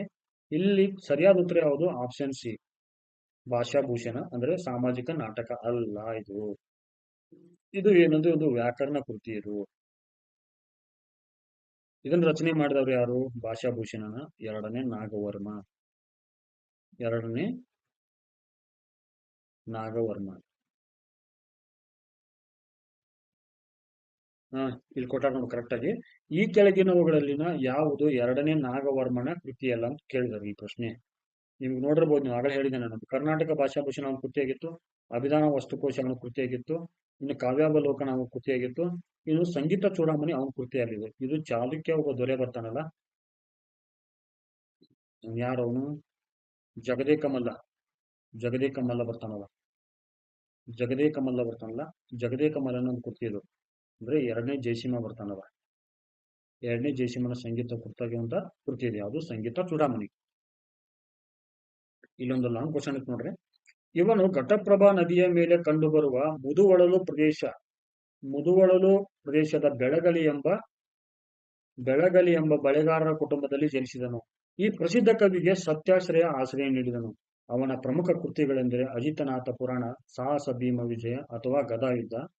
ಅವನು ತನ್ನ ಆಶ್ರಯದಾತನಿಂದ ಕವಿ ಚಕ್ರವರ್ತಿ ಎಂದು ಗೌರವಿಸಲ್ಪಟ್ಟಿದನು. ಹಾಗಾದರೆ ಈ ಪ್ರಸಿದ್ಧ ಜೈನ ಕವಿ ಯಾರು? ಏನ್ರಿ? ಜೈನ ಕವಿ ಯಾರು? ಇಲ್ಲಿ ಸರಿಯಾದ ಉತ್ತರ ಏನು? Option C. ರನ್ನನ ಮುದುವಳಲು ಕೊಟ್ಟಾರ ನೋಡಿ ಸರ್ ಇಲ್ಲಿ. ರನ್ನನ ಆಶ್ರಯದಾತ ಯಾರು? ಇರುವ ಬೇಡಂಗ ಸತ್ಯಾಶ್ರಯ. ಇವನ ಪ್ರಮುಖ ಕೃತಿಗಳು ಯಾವುದು? ಅಜಿತನಾಥ ಪುರಾಣ ಮತ್ತು ಗದಾಯುದ್ಧ. ಈ ಗದಾಯುಧಕ್ಕೆ ಇನ್ನೊಂದು ಹೆಸರೇನು? ಸಾಹಸ ಭೀಮ ವಿಜಯ. ಇನ್ನ ಇವನು ಹುಟ್ಟಿದ ಸ್ಥಳ ಯಾವುದು? ಮುಧೋಳ ತಾಲೂಕು, ಇವತ್ತಿನ ಬಾಗಲಕೋಟೆ ಜಿಲ್ಲೆ ಮುಧೋಳ ತಾಲೂಕು, ಘಟಪ್ರಭಾ ನದಿ ದಂಡೆ ಮೇಲೆ ಇರತಕ್ಕಂಥ ಬೆಳಗಲಿ ಎಂಬ ಒಂದು ಊರು. ಈ ಬೆಳಗಲಿಯನ್ನ ಪ್ರಸ್ತುತ ರನ್ನ ಬೆಳಗಲಿ ಅಂತ ಕೂಡ ಕರೀತಾರೆ. ರನ್ನ ಬೆಳಗಲಿ. ಇವನ ಪ್ರಮುಖ ಬಿರುದು ಯಾವುದು? ಕವಿ ಚಕ್ರವರ್ತಿ ಮತ್ತು ರತ್ನತ್ರಯ. ಇವನು ಹುಟ್ಟಿದ ಕುಟುಂಬ ಯಾವುದು? ಒಂದು ಬಳೆಗಾರರ ಕುಟುಂಬದಲ್ಲಿ ಹುಡ್ತಾನೆ ಇವನು. ಬಳೆಗಾರರ ಒಂದು ಕುಟುಂಬದಲ್ಲಿ ಹುಟ್ಟಿರ್ತಾನೆ ಇವನು. ರನ್ನನ ಆಶ್ರಯದಾತ ಯಾರು? ಸತ್ಯಾಶ್ರಯ. ಕೃತಿಗಳು ಯಾವುದು? ಅಜಿತನಾಥ ಪುರಾಣ, ಗದಾಯುದ್ಧ ಅಥವಾ ಸಾಹಸ ಭೀಮ ವಿಜಯಂ. ಇನ್ನು ಹುಟ್ಟಿದ ಸ್ಥಳ ಯಾವುದು? ಮುಧೋಳ ತಾಲೂಕಿನ ಬೆಳಗಲಿ ಅಥವಾ ರನ್ನ ಬೆಳಗಲಿ. ಈ ಮುಧೋಳ ಕಂಡು ಬರ್ತಕ್ಕಂಥ ಮುಧೋಳ ಯಾವ ನದಿಯಲ್ಲಿ ಕಂಡು ಬರುತ್ತಂದ್ರೆ ಘಟಪ್ರಭಾ ನದಿ ಮೇಲೆ. ಇವನ ಪ್ರಮುಖ ಬಿರುದು ಯಾವುದು? ಕವಿ ಚಕ್ರವರ್ತಿ ಮತ್ತು ರತ್ನತ್ರಯ. ಮುಂದಿನ ಪ್ರಶ್ನೆ ನೋಡ್ರಿ, ನೋಡ್ರಿ ಮತ್ತೊಬ್ಬ ಚಕ್ರವರ್ತಿ. ದೇವಾಲಯಗಳ ಚಕ್ರವರ್ತಿ ಎಂದು ಯಾವ ದೇವಾಲಯವನ್ನು ಕರೆಯಲಾಗುತ್ತದೆ? ನೋಡ್ರಿ, ಬಹಳ ಇಂಪಾರ್ಟೆಂಟ್ ಇದು. ದೇವಾಲಯಗಳ ಚಕ್ರವರ್ತಿ ಎಂದು ಯಾವ ದೇವಾಲಯವನ್ನು ಕರೆಯಲಾಗುತ್ತದೆ? ಇಲ್ಲಿ ಸರಿಯಾದ ಉತ್ತರ ಯಾವುದು? ಇಟಕಿಯ ಮಹಾದೇವಾಲಯ. ಇಟಕಿಯ ದೇವಾಲಯ. ಇಲ್ಲಿ ಕೊಟ್ಟಾರ ನೋಡ್ರಿ, ಇಟಗಿಯ ಮಹಾದೇವ ದೇವಾಲಯನ. ಇದನ್ನ ನಿರ್ಮಿಸಿದವರು ಯಾರು? ಮಹಾದೇವ. ಇವನು ಯಾರು? 6ನೇ ವಿಕ್ರಮಾದಿತ್ಯನ ದಂಡನಾಯಕ. ಇವನು ಪ್ರಸಿದ್ಧಿ ಏನಾಗಿತ್ತು? ಈ ಒಂದು ದೇವಾಲಯಗಳ ಚಕ್ರವರ್ತಿ. ಯಾವ ಜಿಲ್ಲೆಯಲ್ಲಿ ಕಂಡು ಬರ್ತಿದ್ದು? ವಿಜಯಪುರ ಜಿಲ್ಲೆ. ಇನ್ನು ಕೆಲವು ಲೇಖಕರು ಮತ್ತು ಕೃತಿಗಳನ್ನು ಕೊಟ್ಟಾರ, ನಿಮ್ ನೆನಪಿಗೋಸ್ಕರ ಹೇಳ್ತೀನಿ. ಒಂದು ವಾದಿರಾಜ ಏನ್ ಮಾಡ್ತಾನಂದ್ರೆ ಯಶೋಧರ ಚರಿತ ಮತ್ತು ಪಾರ್ಶ್ವನಾಥ ಚರಿತ ಬರ್ತಾರ. ಇನ್ನು 2ನೇ ಚಾವುಂಡರಾಯ ಬರ್ತಾನೆ, ಇವನು ಲೋಕೋಪಕಾರ ಬರ್ತಾನೆ ಇವನು, 2ನೇ ಚಾವುಂಡರಾಯ. ಇನ್ನು ಶ್ರೀಧರಾಚಾರ್ಯ ಬರ್ತಾರ, ಅವರು ಜಾತಕ ತಿಲಕ ಮತ್ತು ಚಂದ್ರಪ್ರಭ ಚರಿತ ಬರ್ತಾರ.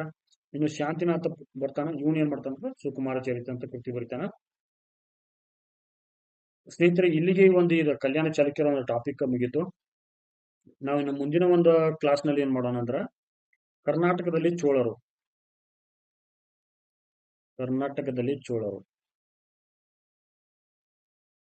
ನೆಕ್ಸ್ಟ್ ಕಲಚೂರಿಗಳು, ಇವೆರಡು ಕೂಡ ಒಂದು ಟಾಪಿಕ್ ಒಂದು ವಿಡಿಯೋ ಮಾಡ್ತೀನಿ. ಯಾರು ಕೆ.ಸೆಟ್ ಮತ್ತೆ PSI ಆಗ್ಲಿ ಅಥವಾ PU ಲೆಕ್ಚರು KS ಯಾರು ಒಂದು ಸೀರಿಯಸ್ ಆಗಿ ಪ್ರಿಪರೇಷನ್ ಮಾಡ್ತಿರಲ್ಲ, ಕಾಮತ್ ಬುಕ್ಗಳನ್ನು ಒಂದ್ಸಲ ಓದ್ರಿ. ಮತ್ತೆ ಸ್ಕೂಲ್ ಬುಕ್ ಮೇಲೆ ಸ್ವಲ್ಪ ಕಾನ್ಸಂಟ್ರೇಷನ್ ಮಾಡಿ. ತುಂಬಾ ಒಳ್ಳೆ ಬುಕ್ಸ್ಗಳು, ಯಾಕಂದ್ರೆ ನಿಮ್ ಎಲ್ಲಾ ಪ್ರಶ್ನೆಗಳು ಆ ಬುಕ್ ಇಂದ ಕವರ್ ಆಗ್ತವ. ನೆಕ್ಸ್ಟ್ ಇನ್ನು ಮುಂದಿನ ಒಂದು ವಿಡಿಯೋದಲ್ಲಿ ಸಿಗೋಣ. ನಿಮ್ಗೆ ಎಲ್ಲರಿಗೂ ಒಂದು ಥ್ಯಾಂಕ್ಸ್ ಹೇಳ್ತೀನಿ, ಯಾಕಂದ್ರೆ ನನ್ನ ವಿಡಿಯೋಗಳನ್ನ ಎಲ್ಲರೂ ನೋಡ್ತಾ ಇದ್ರಿ. ಮುಂದಿನ ಒಂದು ವಿಡಿಯೋದಲ್ಲಿ ಕಲ್ಯಾಣ ಚಾಲುಕ್ಯರು ಮತ್ತು ಕರ್ನಾಟಕದಲ್ಲಿ ಚೋಳರ ಕುರಿತಾಗಿ ಮತ್ತಷ್ಟು ಪ್ರಶ್ನೆ ಡಿಸ್ಕಸ್ ಮಾಡೋಣ. ಎಲ್ಲರಿಗೂ ವಿಡಿಯೋ ನೋಡೋದಕ್ಕೆ ಧನ್ಯವಾದಗಳು. ಶುಭ ದಿನ.